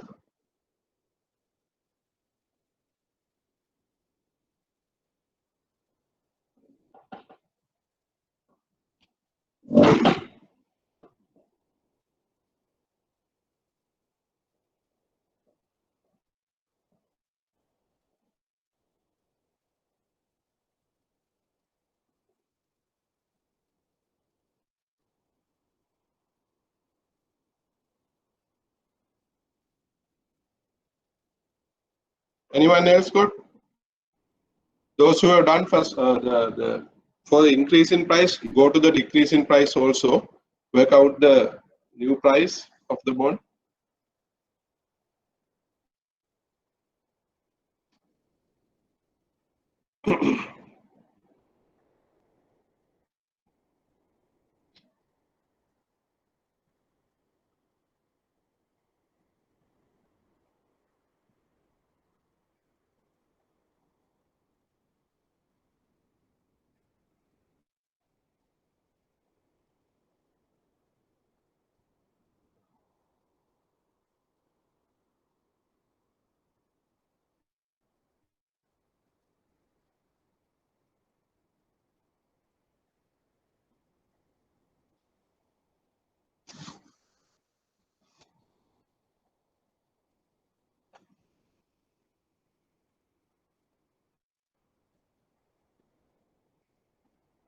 What about others? No talk.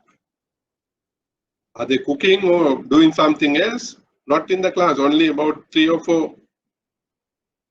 Always talk.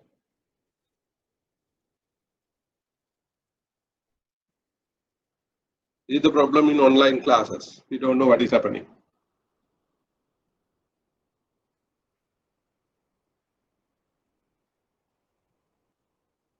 So anybody got the answer to price drop of 6%? When the interest rate drop of 6%, what is the price?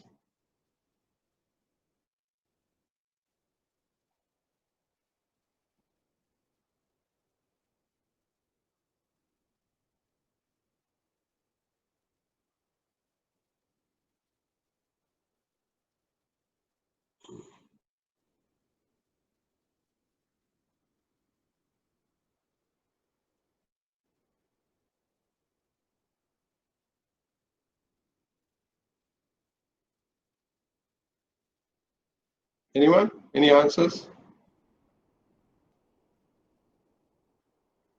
Still working? Straightforward. The first part was the difficult part. You have to plug in the numbers. So using the duration formula is straightforward. The first part was the difficult part. It won't take 2 minutes.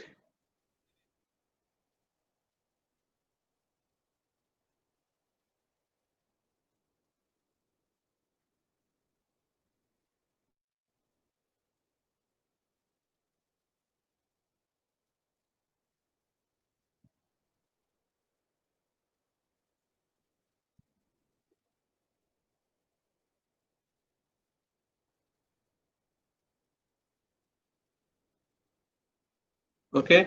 So basically what you do is you use the formula, duration formula. Change in price divided by price equal minus D into change in interest rate divided by 1 plus R.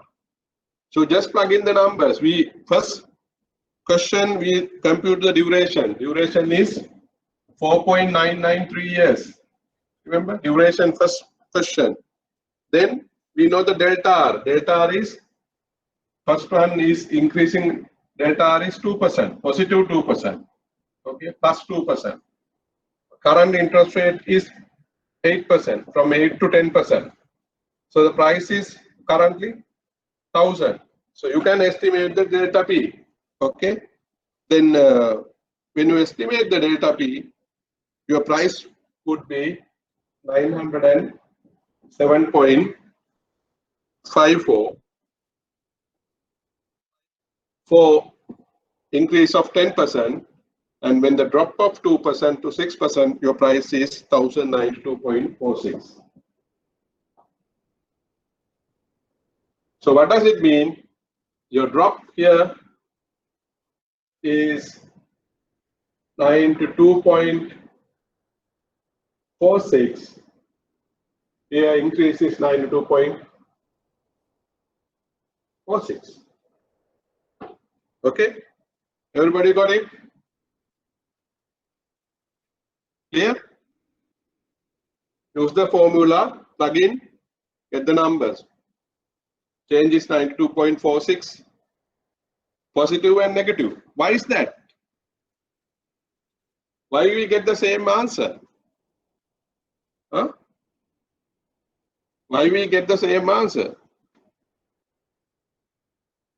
If it is same percentage increase or decrease, the answer is same because the formula only changes for the sign. When the delta R is positive, you ended up with a positive, negative price change. When the delta R is negative, you end up with a positive price change. Other than that, there is no change in the number value. So why we use the simple duration formula to compute it. Now, what is the difference now? Now, when you use the normal formula, you see price drop is 87. But if you use the duration formula, price drop is 92. Remember when I taught you the slide, I said it over predicts the drop in price for increase in interest rate. And when you use the drop in interest rate, the real increase is how much? 98.35. But if you look at the formula, you ended up in 92.46. So it under predicts the increase in price because we assume linear relationship. But here, the interest rate change is 8 to 10, 8 to 6. So 2%. So it's a substantially large interest rate changes. So this example shows you when there is a significant interest rate change, you can't simply use simple formula because there is a significant convexity in this particular bond. Okay, so when there's a significant convexity in the bond, you can't use the simple formula for large interest rate changes. Large interest rate changes. Here we took about the 2% change. So the results you end up with not exactly right. You see? Any questions? Before we stop for the break, we will look at the other two parts after the break. Any questions? Clarifications? No? Everybody fine?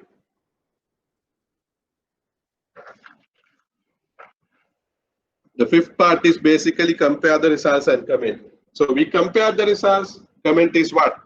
Because of the convexity.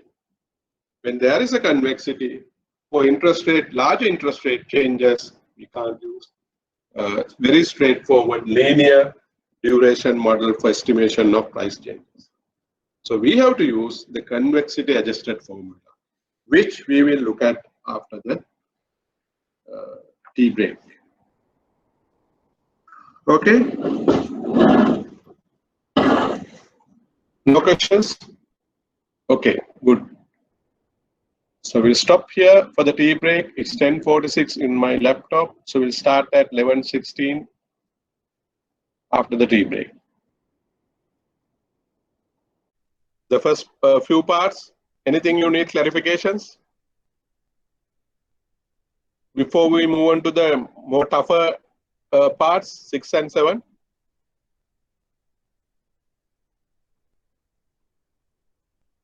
No? Okay, till others join. So those who are here, now you can move on to the question number 6. Compute the price of the bond if yield increases and decreases by 1 basis point. Remember, 1 basis point, 0.01%. Using the bond formula, like same what you did in the second and third part. Okay. So first you do for if the yield increases by 1 basis point and yield decreases by 1 basis point. So what does it mean? Increases from what to what and decrease from what to what?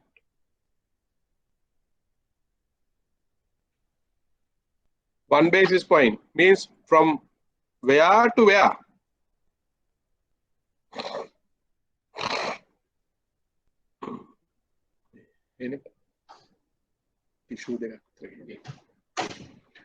From where to where?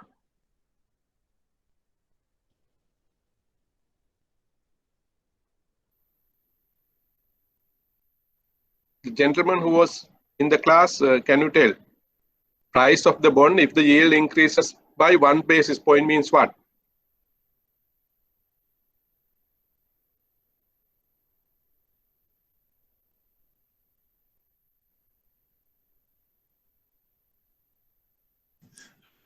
That is 8% to 8.01%. Yeah, you are right. So it means 8 to 8.01%. So if the yield moves from 8 to 8.01%, what is the price? Then the opposite is if the yield declines from decrease from 8 to 7.99. What is the price? Well, 1 basis point. Okay. So can you work it out quickly?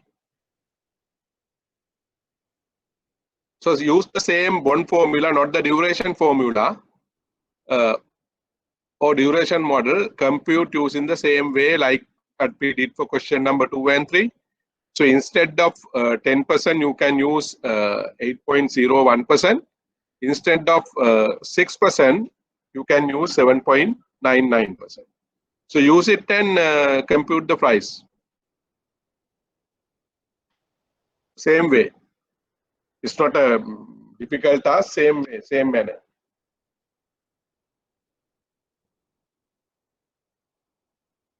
Take about 10 minutes for the both.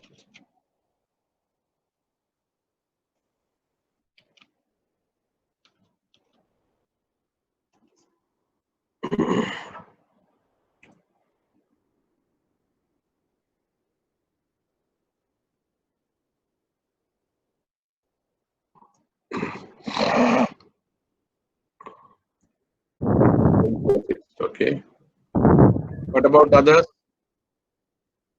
Have you got any answers, please? I hope all of you are working in your own because you know we are not going to do this again. So if you by chance, if you get a similar question, you will be in trouble if you don't work and if you don't ask questions and if you don't clarify things and if you keep any doubts, you will be in trouble. Okay, so that's why I am repeatedly telling if you have any clarification, please clarify. Within next 1 hour or so, we are completing this part. Then we move on to the second part, which is about derivatives and the risk management, interest rate risk management. And then we move on to the other areas. Okay. Of course, from next week, the other module, other resource person will take up. But when I start again with you all, so that's how our course modules go like. So I'm not going to talk about duration, all those stuff again, this part. So today, the last 1 hour, we have about 1 more hour. So if you have any question, please clarify. I think you have to be with the class. Remember?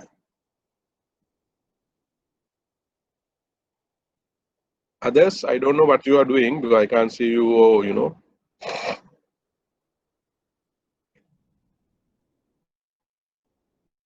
I was made to understand there are about 50, but I don't see 50 log on, but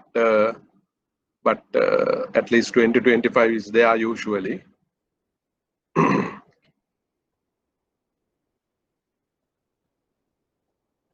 Others need little time or finish? No, I can move on because I should not waste time, you know, if you have already completed. So just tell me if you want a couple of minutes, I can give, but otherwise I will move on to the answer. You need time or still you are working? So a couple of minutes.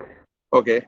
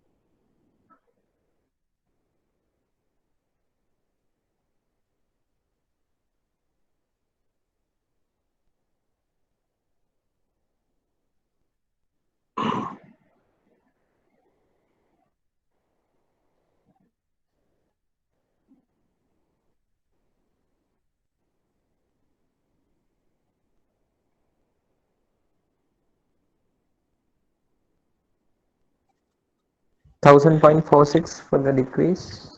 Sorry? 1,000.46 For decrease of basis. For declining interest rate. Is it?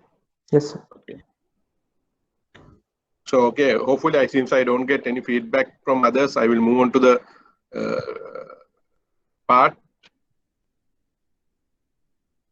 So here, basically, I have given from 8 to 8.01, again, same thing. The discount factor will only vary because cash flows will be same. So that is 1 divided by 1.0801, 1 divided by 1.0801 to the power 2, and so on. So the CFT multiplied EFT, you will get the cash flows. And when you add them up, you end up with 990.53785. Okay. So that is the drop in price. So price change is about 4621, about 4621. Okay. And you can work out using the duration formula. Okay, duration formula. So if you work out using the duration formula, you will get 462315. Same way, minus D and whatever, you know. So what does it mean? Why the price change when we use in the bond formula in a normal way and the duration formula we get the same answer? I mean, much close. I mean, it's not almost same, but almost same. Very decimal place difference. Why is that? Why is that?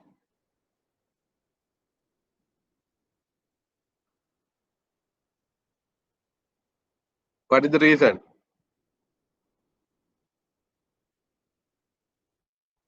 Huh? Anybody?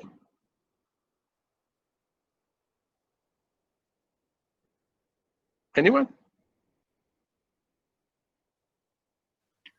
The rate change is insignificant. Yeah, because smaller rate change increase. Smaller change, remember? So what I said at the beginning, the direct formula of minus D times delta rho 1 plus R times P into delta rho 1 plus R can be applied straight away for smaller changes, because for a smaller changes, the curve is straight line.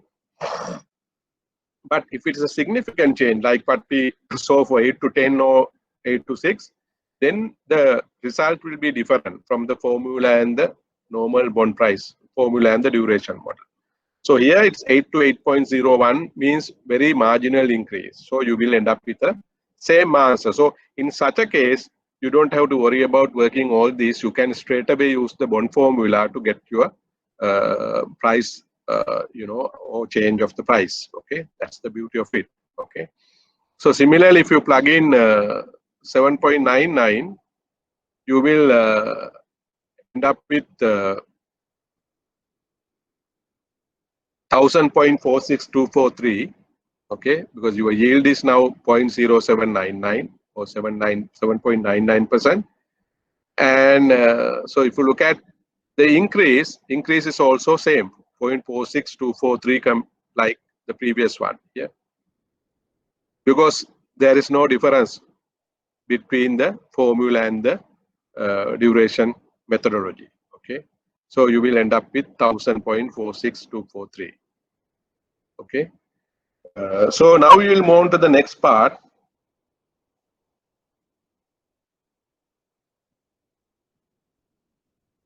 The next part of the question is compute the convexity of this bond.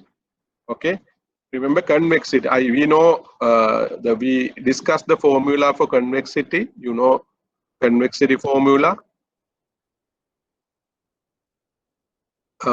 in our handout. This is the formula for convexity: 10 to the power 8 delta P minus plus P divided by delta P plus P.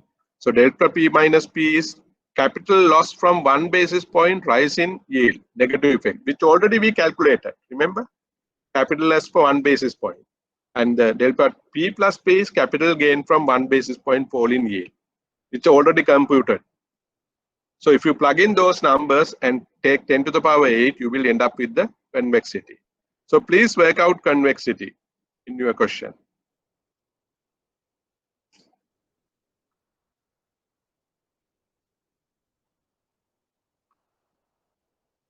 Okay, please work out convexity.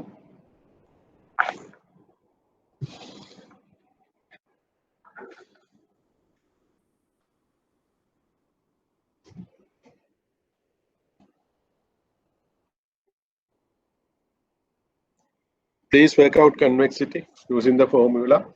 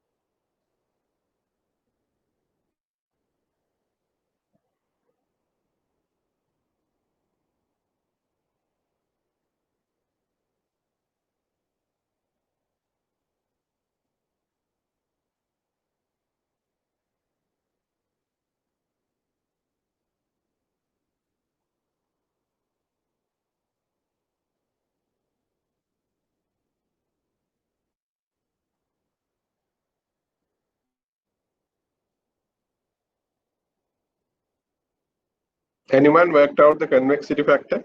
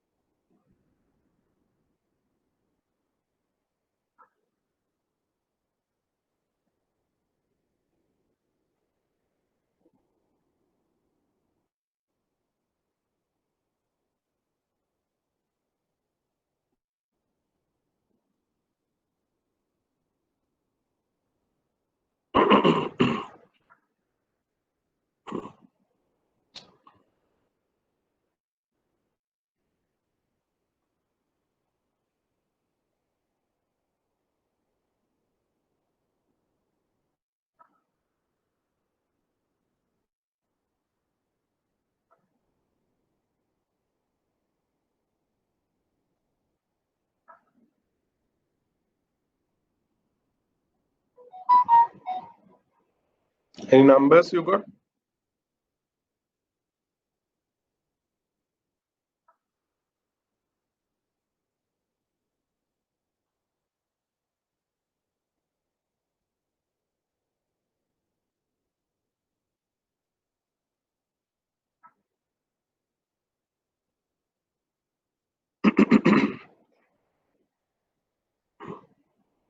Anybody worked out?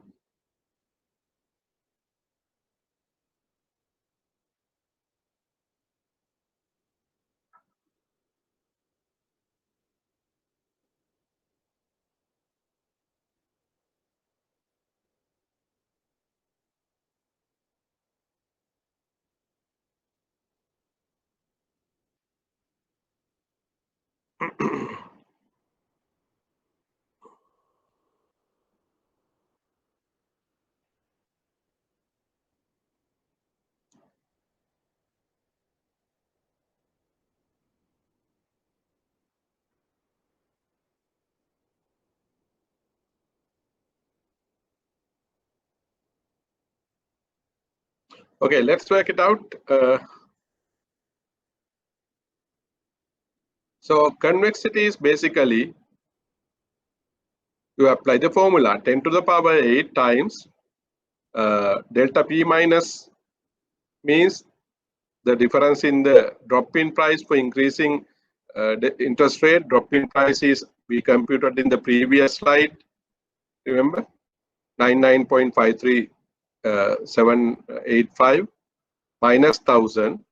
Okay, minus 1000 divided by 1000 original price plus this price, the increase in price for drop in interest rate by 1 basis point, 1000.46243 minus 1000 divided by 1000. So you end up with when you apply this formula, pretty simple formula, you ended up with 28.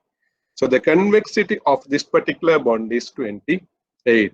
Remember, so there's a convexity.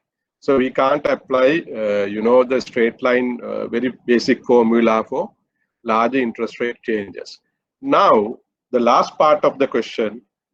Now, earlier we computed price change for 10% and 8%, sorry, 6%, using the bond formula. Now, since we have computed the convexity number, use the convexity adjusted formula to compute the price of the bond when the interest rate goes from 8 to 10% and when the interest rate drops from 8 to 6%. So we will come to know that whenever you use the adjusted formula, when we use the adjusted duration model, we will comfortably end up with the same or most comfortable answer for the price change as opposed to the general duration formula. So please work out the price for interest rate price of 8 to 10% using the convexity adjusted formula which we discussed in our slide number, I think 68. We have the convexity adjusted formula, slide number 68. Use that to compute the price for interest rate rise from 8 to 10 and interest rate drop from 8 to 6. Please work out using the formula.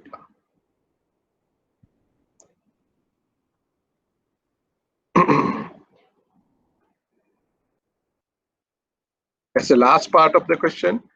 So if somebody can do a question like this, basically you have understood in full the concept of duration. Okay.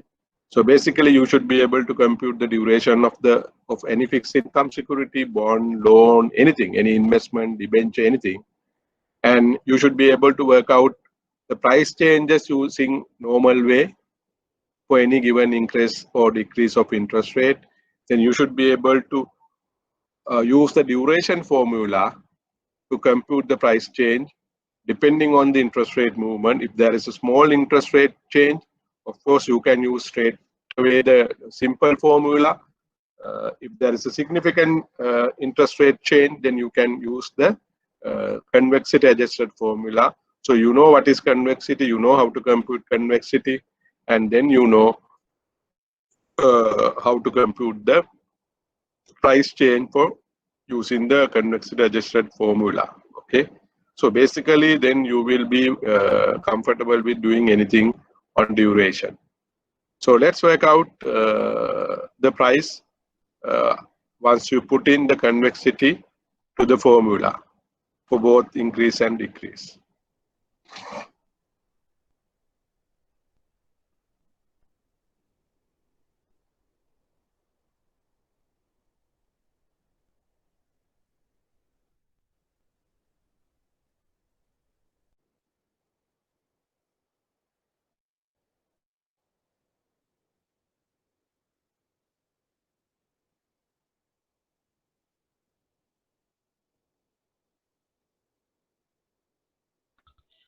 $913.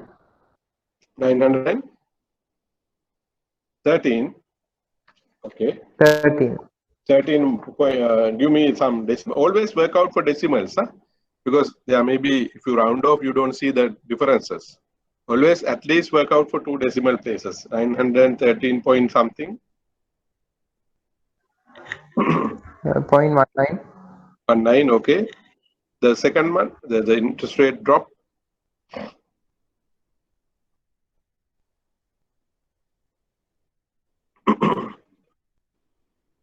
What would be the price for interest rate drop? From 8 to 6%.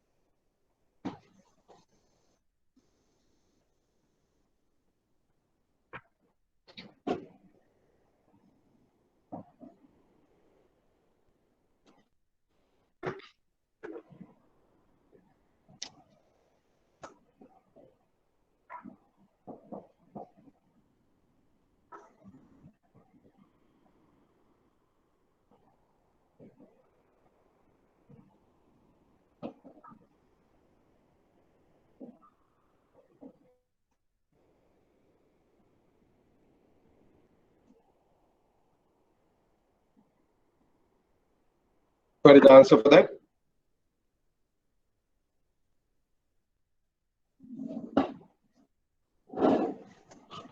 What about others for the first part? 1086.85. 86.85. 86.85. Yes. Please check your answer again.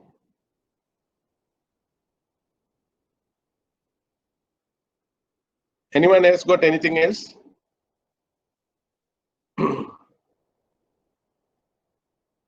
First part is okay, but second part.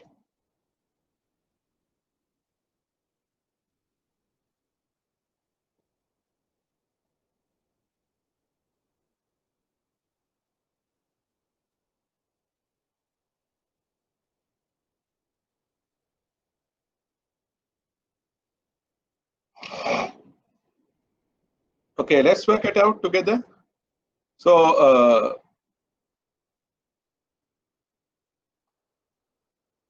so you can use the formula for the price change. Okay.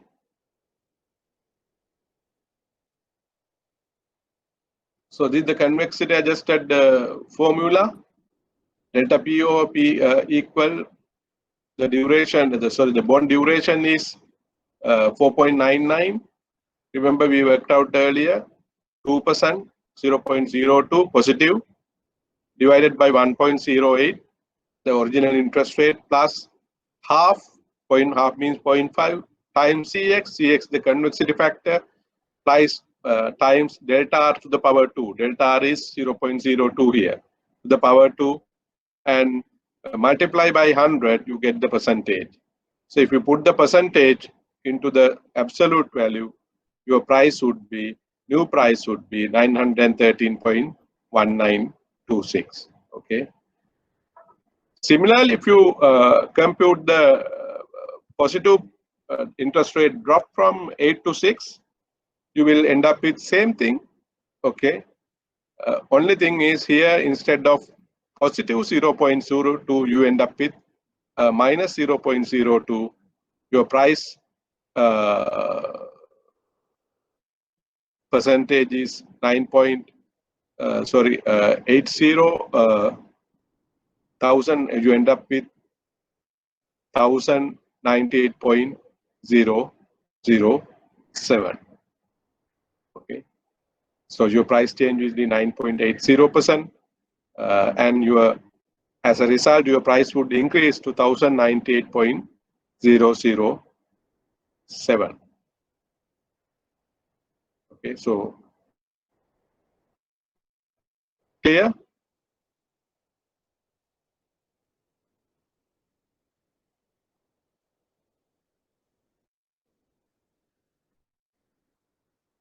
Any questions so far? Simply what did you do is you use the formula. Remember formula in slide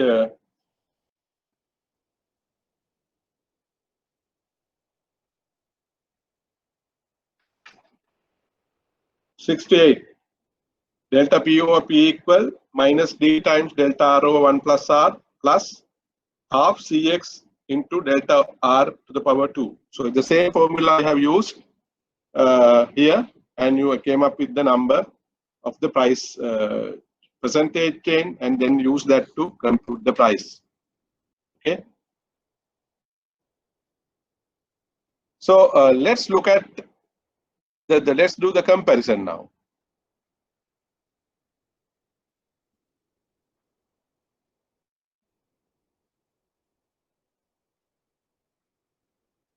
Okay, let's do a comparison of what we did so far.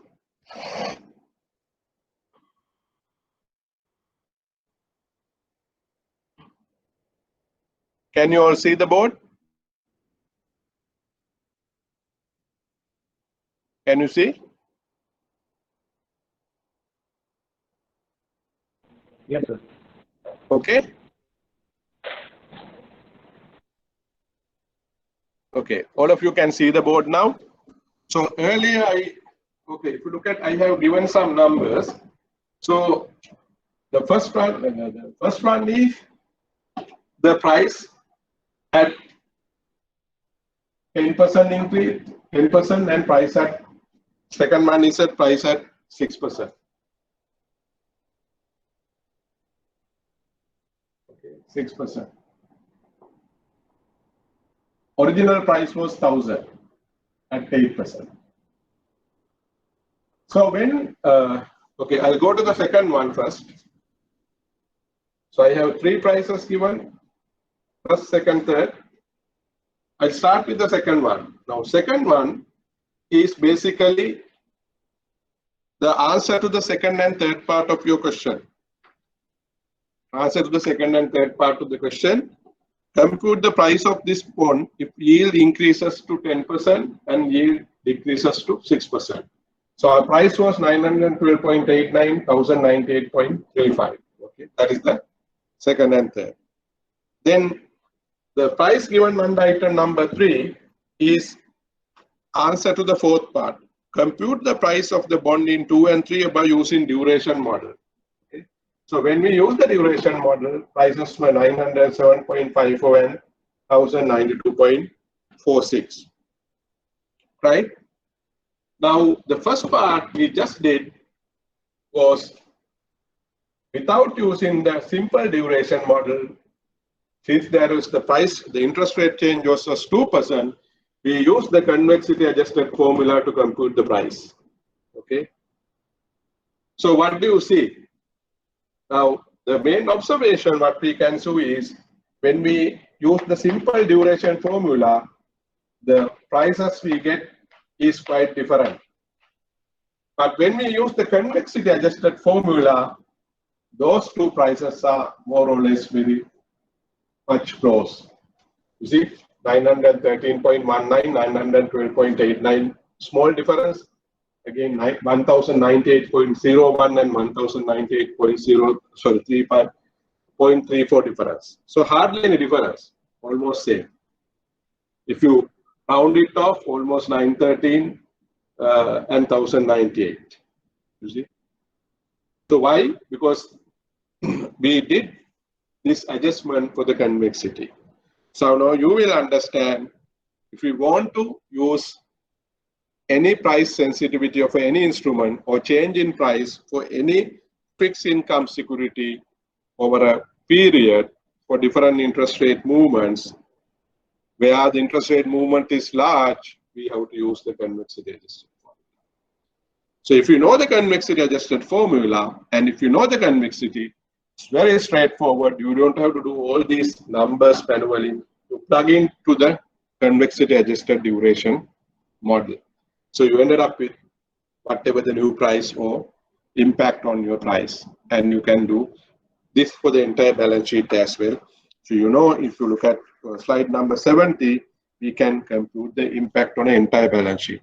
Now in this question, we look at only one financial instrument, 6-year bond with 8% coupon, 8% yield with a face value of 1,000. But you can do for the entire balance sheet if you know the durations and the convexities of each and every instrument and the entire balance sheet as well. So you can find out the impact on your equity for any given change in interest rate using the convexity adjusted duration formula.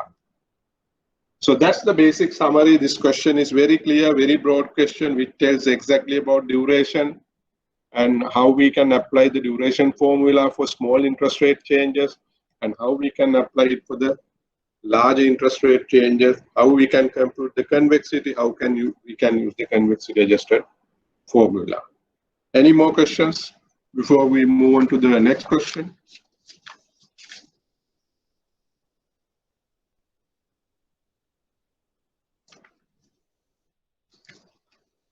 Clear?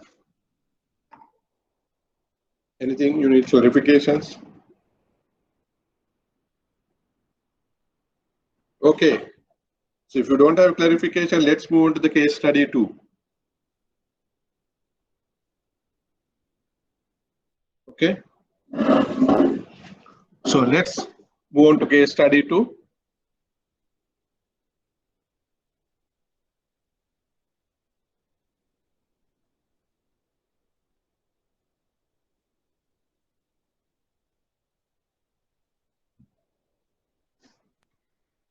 Okay.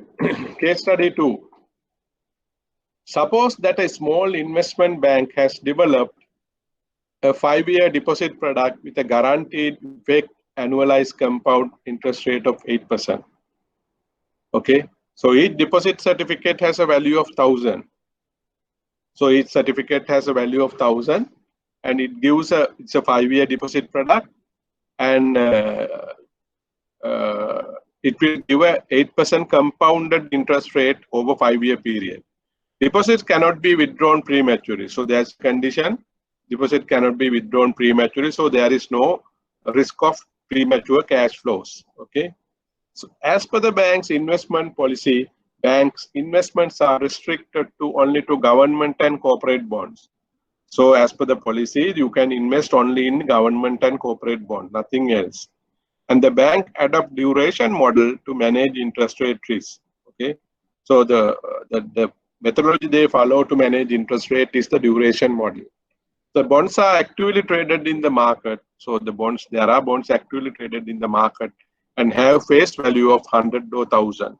So if anybody want to buy a bond in this particular market, you have face value 100 bonds and face value 1,000 bonds.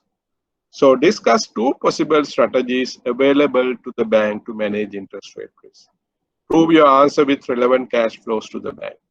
So you are the risk manager and you come to know that your marketing guys or maybe guys in the product development has come up with a new product. What is this new product? Is 5-year deposit with a guaranteed effective return of annualized compound return of 8% for the depositors, and deposit certificate has a value of 1,000 and they cannot be withdrawn prematurely. So what happens is whenever you issue these deposits to the public, your idea is you creating a duration created liability in your balance sheet. Now, as a risk manager, you want to ensure your interest rate risk is managed when you issue this particular product. Okay. So you are asked to identify 2 different strategies where you can manage your interest rate risk.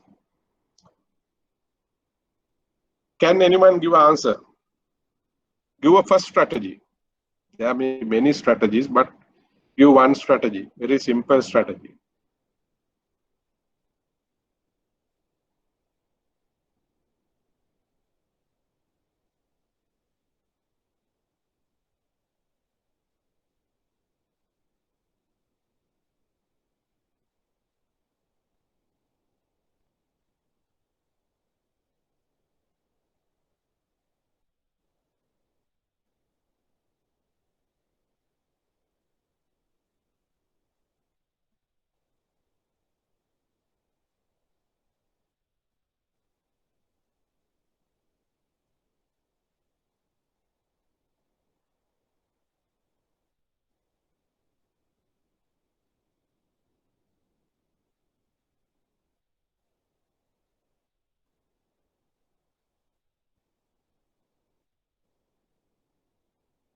Anyone? Any strategy?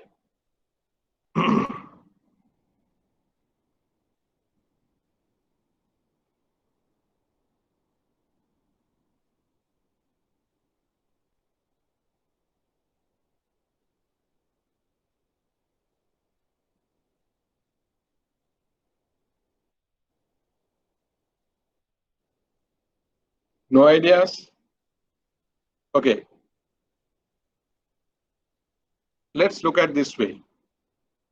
Now, after 5 years, how much you have to pay for the depositor or the investor? After 5 years, how much you have to pay?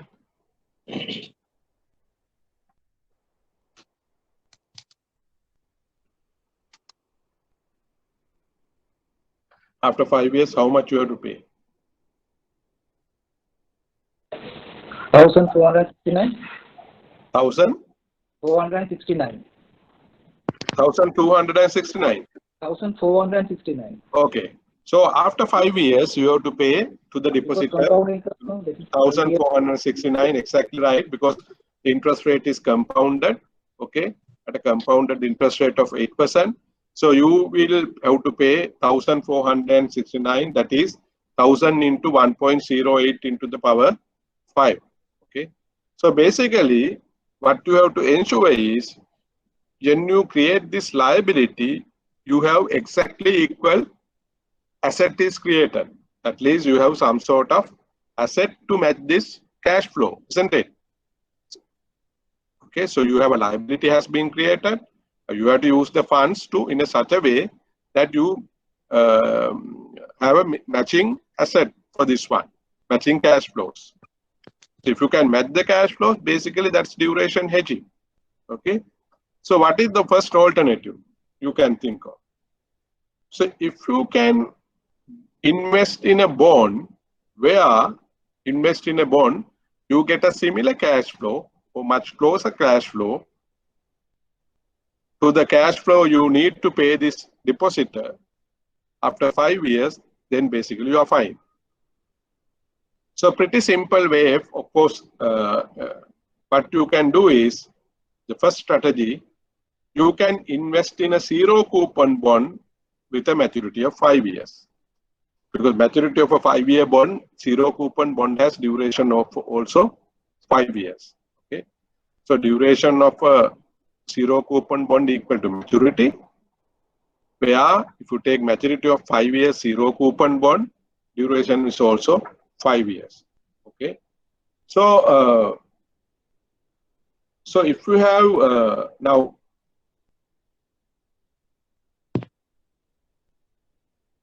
if the current interest rates are 8%, let's say we'll assume 8%. If you can find a bond, okay, find a bond with 8% current interest rate, the yield, then the price of a bond, if it is the face value is 100, price of a bond would be how much? If the current market interest rate is 8%, okay, what would be the price of a bond, zero coupon bond?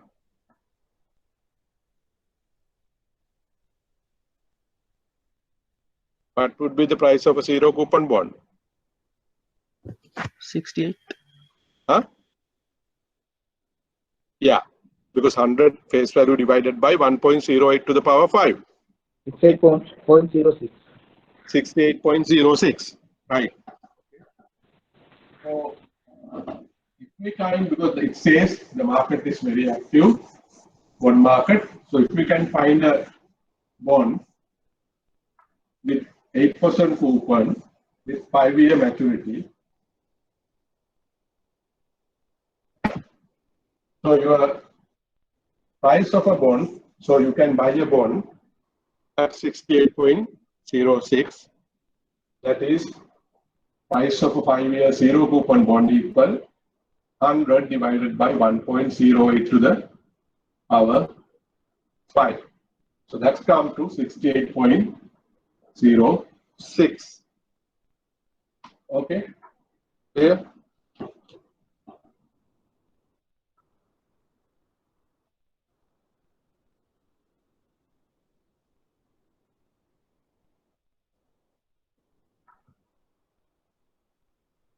Can you see the board?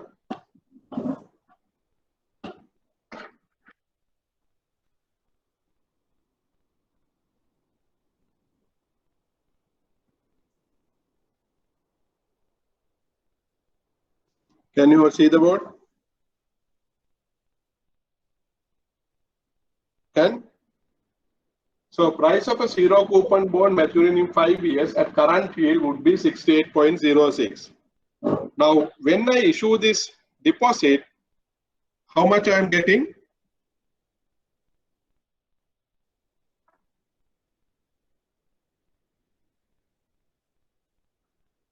How much I am getting? When I issue a deposit, how much I am getting?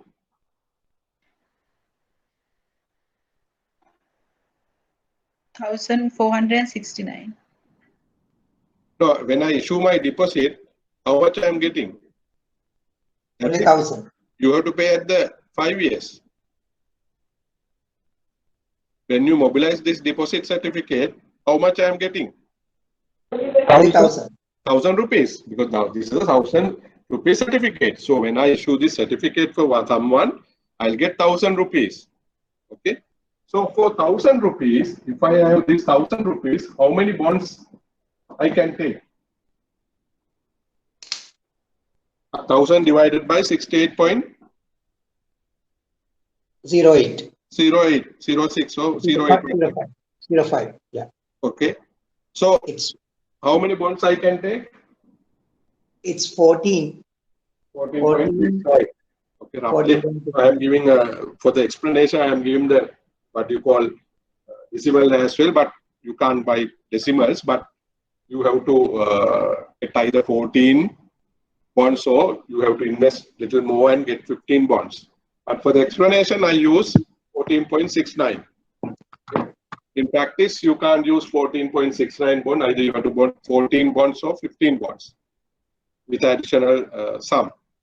But let's say for the explanation, I can buy 14.69 number of bonds. Okay. So these bonds, so I got some 1,000 rupees. I invested in zero coupon bond with maturity 5 years. I bought such bonds 14.69.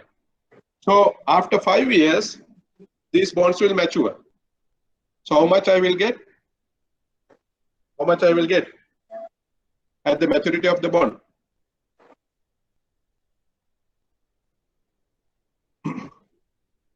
How much I am getting at the maturity of the bond?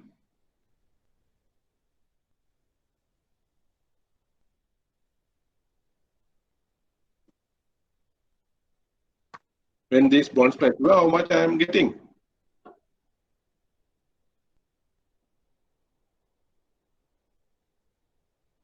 Come on, how much I am getting from my investment at the maturity? 1,469. Huh? 1,469. 1,000? 469. 1,469, because I have 14.69 bonds and I have one bond face value is 100. I will get my face value 1,469. Okay. So basically, I am getting 1,469 if I buy 14.69 number of bonds with a face value 100. So will it sufficient to pay my liability? Yes. Yes, because my liability is 1,469. At the end of 5 years, for the depositor, when the depositor asks my money, I have to pay 1,400. So basically, this is a exact hedging. You see? But of course, the problem is you may not be able to buy 14.69. You may, utilize part of your existing funds to buy 15, or probably you may get 14 bonds, so that your hedge may not be perfect hedge. But fairly comfortably, you manage your interest rate risk. Okay. So if you get 14 bonds, basically your cash flow will be 1,400, where you can pay your deposit liability 1,469. Okay, or you can get 15 bonds with the additional cash. So there you can comfortably meet 1,469. But for the explanation purpose only, I showed 14.69. Okay, so this is how you can manage interest rate risk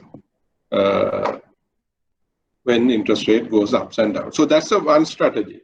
So can you give a second strategy? So let's say now in Sri Lankan market, you don't have zero coupon bonds, 5 years. So what is another strategy? Can anyone tell another strategy? You don't have zero coupon bonds. What can we do?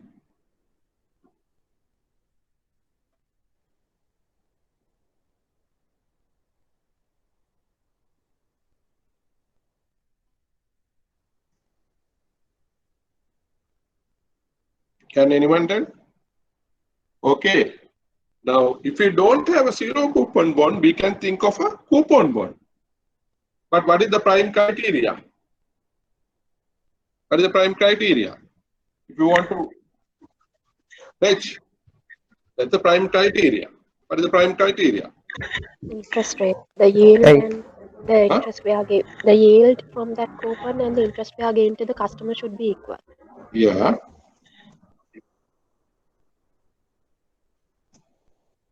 Yield can change. What is the prime criteria? Matching the duration. Yeah. You have to find a bond which match the duration of the liability. Okay. That's the prime criteria. You have to find a coupon bond which match the duration of the liability. So what is the duration of the liability? 5 years. 5 years. Because all cash flows take at the end, maturity 5 years, duration 5 years. So if you can find a bond in the market where the duration is 5 years, you can use that. So you can invest in a bond with duration of 5 years. So do you have any bond with duration of 5 years?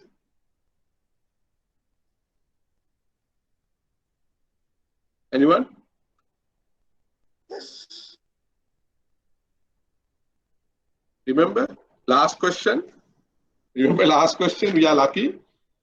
What is the duration of the bond in the last question? 4.99. 4.993. So we are fortunate. We have a bond now. Last question, bond has a duration of 4.99 means almost 5 years. So what is that bond? So that is a bond with 8% coupon, 6-year maturity, face value 1,000. So if we can invest in this particular bond, whatever proceed we get, if we can invest 6-year bond, the maturity is 6 years in the last question, but the duration is 5 years. So that exactly match our duration. Okay. So how do we know whether we match it? Are you sure? I am saying it. Are you comfortable with my statement? If we invest in a 6-year, 8% coupon bond with a face value 1,000, which is the duration of the previous bond, we are lucky now. Are we comfortable? How do we know? Yeah, we can look now. We can look whether now if we are managing interest rate perfectly, we need to end up with 1,469 cash flow to meet this liability after 5 years, isn't it? Isn't that our objective? Whatever happens in the market interest rate, because all these 5 years, the market interest rate will go up and down. Okay. So that is the risk. But we agreed to pay the liability holder, the depositor, how much? 8%. So that is the problem. Now we have already agreed to pay him 8%, irrespective of the market interest rate. But if the interest rate goes ups and down, we will be an advantage, we will be a disadvantage. Okay, let's look at if the interest rate remain at 8%. Okay. Throughout this period, interest rate remain 8%. Okay. If the interest rate remain 8%, what would be our scenario?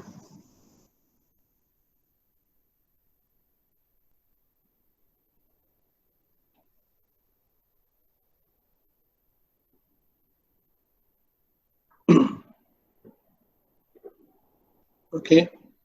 Now, if the interest rate remain at 8% over next 5 years, now after 5 years, we need to sell this bond, isn't it?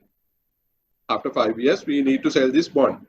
So what is the price of the bond after 5 years? So price of the bond after 5 years is at the end of the 5 years, how many years remaining for the bond? The bond is a 6-year maturity bond, isn't it? Okay. So what is the price of the bond after 5 years? 1,000 face value plus 80. We need to get a one more cash flow divided by 1.08. So basically 1,000. Okay.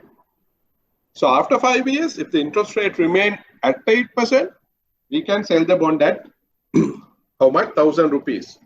But we are short 469. But during this 5-year period, we got something. What is that? What did we get? Huh? Coupon. Coupon. How much? How much? 400.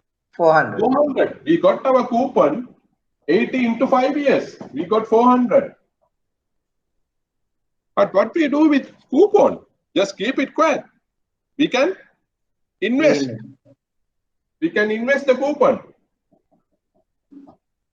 from which we can get how much? 1.08 to the power 5 minus 1 times 80.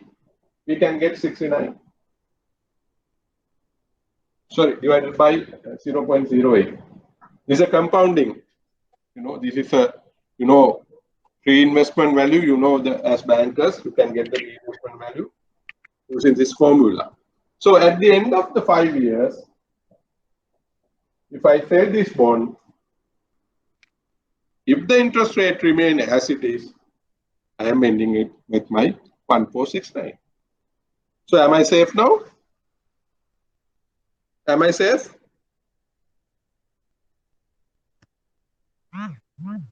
Huh?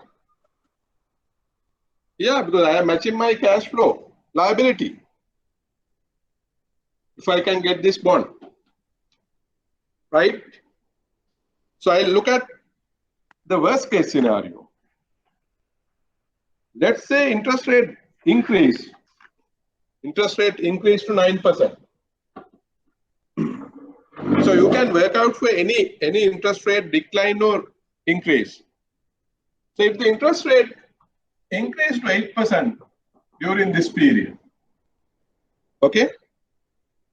After 5 years now, I want to sell this bond. How much the bond price now? 1,000 plus 80 divided by 1.09 now, isn't it? So my price is 991. So when I sell this bond, after 5 years, if the market interest rate goes up to 9% during this period, I ended up with only 991 as opposed to 1,000. Then what is my next income during this period? What is the next income?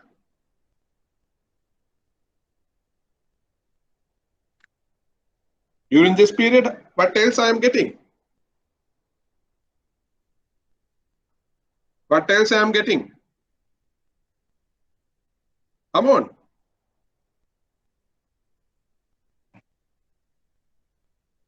Huh? You have gone home or what? No one talk. What else I am getting during this period? 400. Huh? The 400 of the coupon. Coupon. I get my coupon. 80 every year I am getting 80%, 80 coupon. So I get 400. When the interest rate goes up or down, I will get my coupon, fixed coupon, 8% coupon. Then what I will do with my coupon? I invest. So I get investment income. Now problem is what? Now I have an advantage on coupon investment. Why? Interest rate has gone up. So I will get 80 into 1.09 to 5 minus 1 divided by 0.09. Okay. Minus 400. So I get a coupon income of how much? 78. So I again end up with 1,469. So even though my price from the bond sale declined by 9, it will be advantage for me to when I invest my coupon. So I ended up with additional coupon income of coupon investment income of 9. So at the end, again I will get my 1,469. So which matches my liability, right? Any questions? Any clarification? All right. So similarly, if you can work out if the interest rate drop to whatever percentage you want to, 7, 6, 5, anything, you will understand you end up with 1,469. So what does it mean? We are not worried about any ups and downs of interest rate. So at the end of the day, I get 1,469, which is the amount I need to set off my liability. So this is a very simple example of duration hedging. So simply, under the duration, if we can match our duration of assets and liabilities, we can manage our interest rate risk. So we are not worried about now. Are we worried about interest rate going to 9%? We are not worried because we end up with 1,469. Are we worried about interest rate going to 15%? We are not worried. Even if you work out under 15%, we are fine. We are not worried. Okay. Let's say interest rate drops. Are you worried? No. So basically, that is the beauty of interest rate hedging.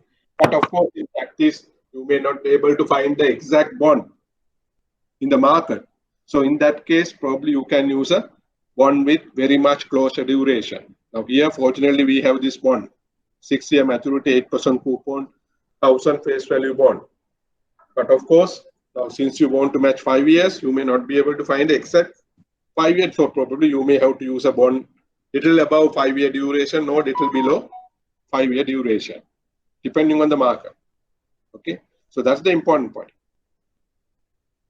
Okay, any more questions? So we'll stop there. So we complete this part. Of course, as homework, you can try the interest rate decline, whether you end up with the same cash flows. You can see, and basically there we finish this particular part. Be thorough with your questions. I have given another question, case study 3, again balance sheet hedging. So you can work out that at home if you have time. So balance sheet hedging, that's again important. So you should be able to work out. Now we have worked out question on individual financial instrument duration and convexity adjusted duration computation, all those stuff. You are thorough. We looked at how a financial product can be hedged using duration concept. The third one is how you can use the duration model for balance sheet hedging. Remember, at the beginning of the day, we discussed simple balance sheet. So similar here. So you should be able to work out any duration hedging of a balance sheet using the duration hedging formula. Okay. Any questions?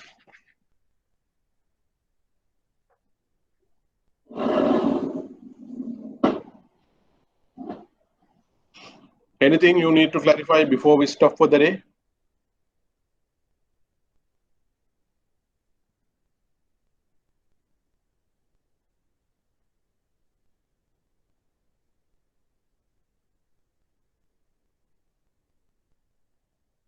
So please work out case study 3 if you have very same. This is like the first question, but we did not the first question. The first thing what we did today, compute the duration gap and all those. So basically, you have to work out the duration of a treasury bond, semi-annual coupon, semi-annual, 6% semi-annual. So remember semi-annual. Duration gap of the bank and discuss the interest rate sensitivity, and if the entire yield curve shift upwards and interest rate shock is 50 basis point, what is the impact on equity? And if it's downward shift of interest rate shock 25 basis point, impact of the equity. So if you have any questions on this, we will discuss probably next class when I start the next class for about 15 to 20 minutes, but you can try at home. If you don't have any problem, that's fine, but be ready with any sort of case study 1, 2, 3 in your exams. Okay. Okay. If you don't have anything, we'll stop for the day. So I will not see you next week. Next week, a new resource person will take you with another new module. So once that module is over, I will take you through the. Now, basically here we looked at the risk management part and the duration hedging, but we will look at more derivative-based hedging for the interest rate risk. Under the second part, and also we will move on to the equity risk, the value at risk, liquidity risk, and all those stuff, and different duration, interest, whatever the risk management with respect to the those risk also in the balance part. Okay, thank you.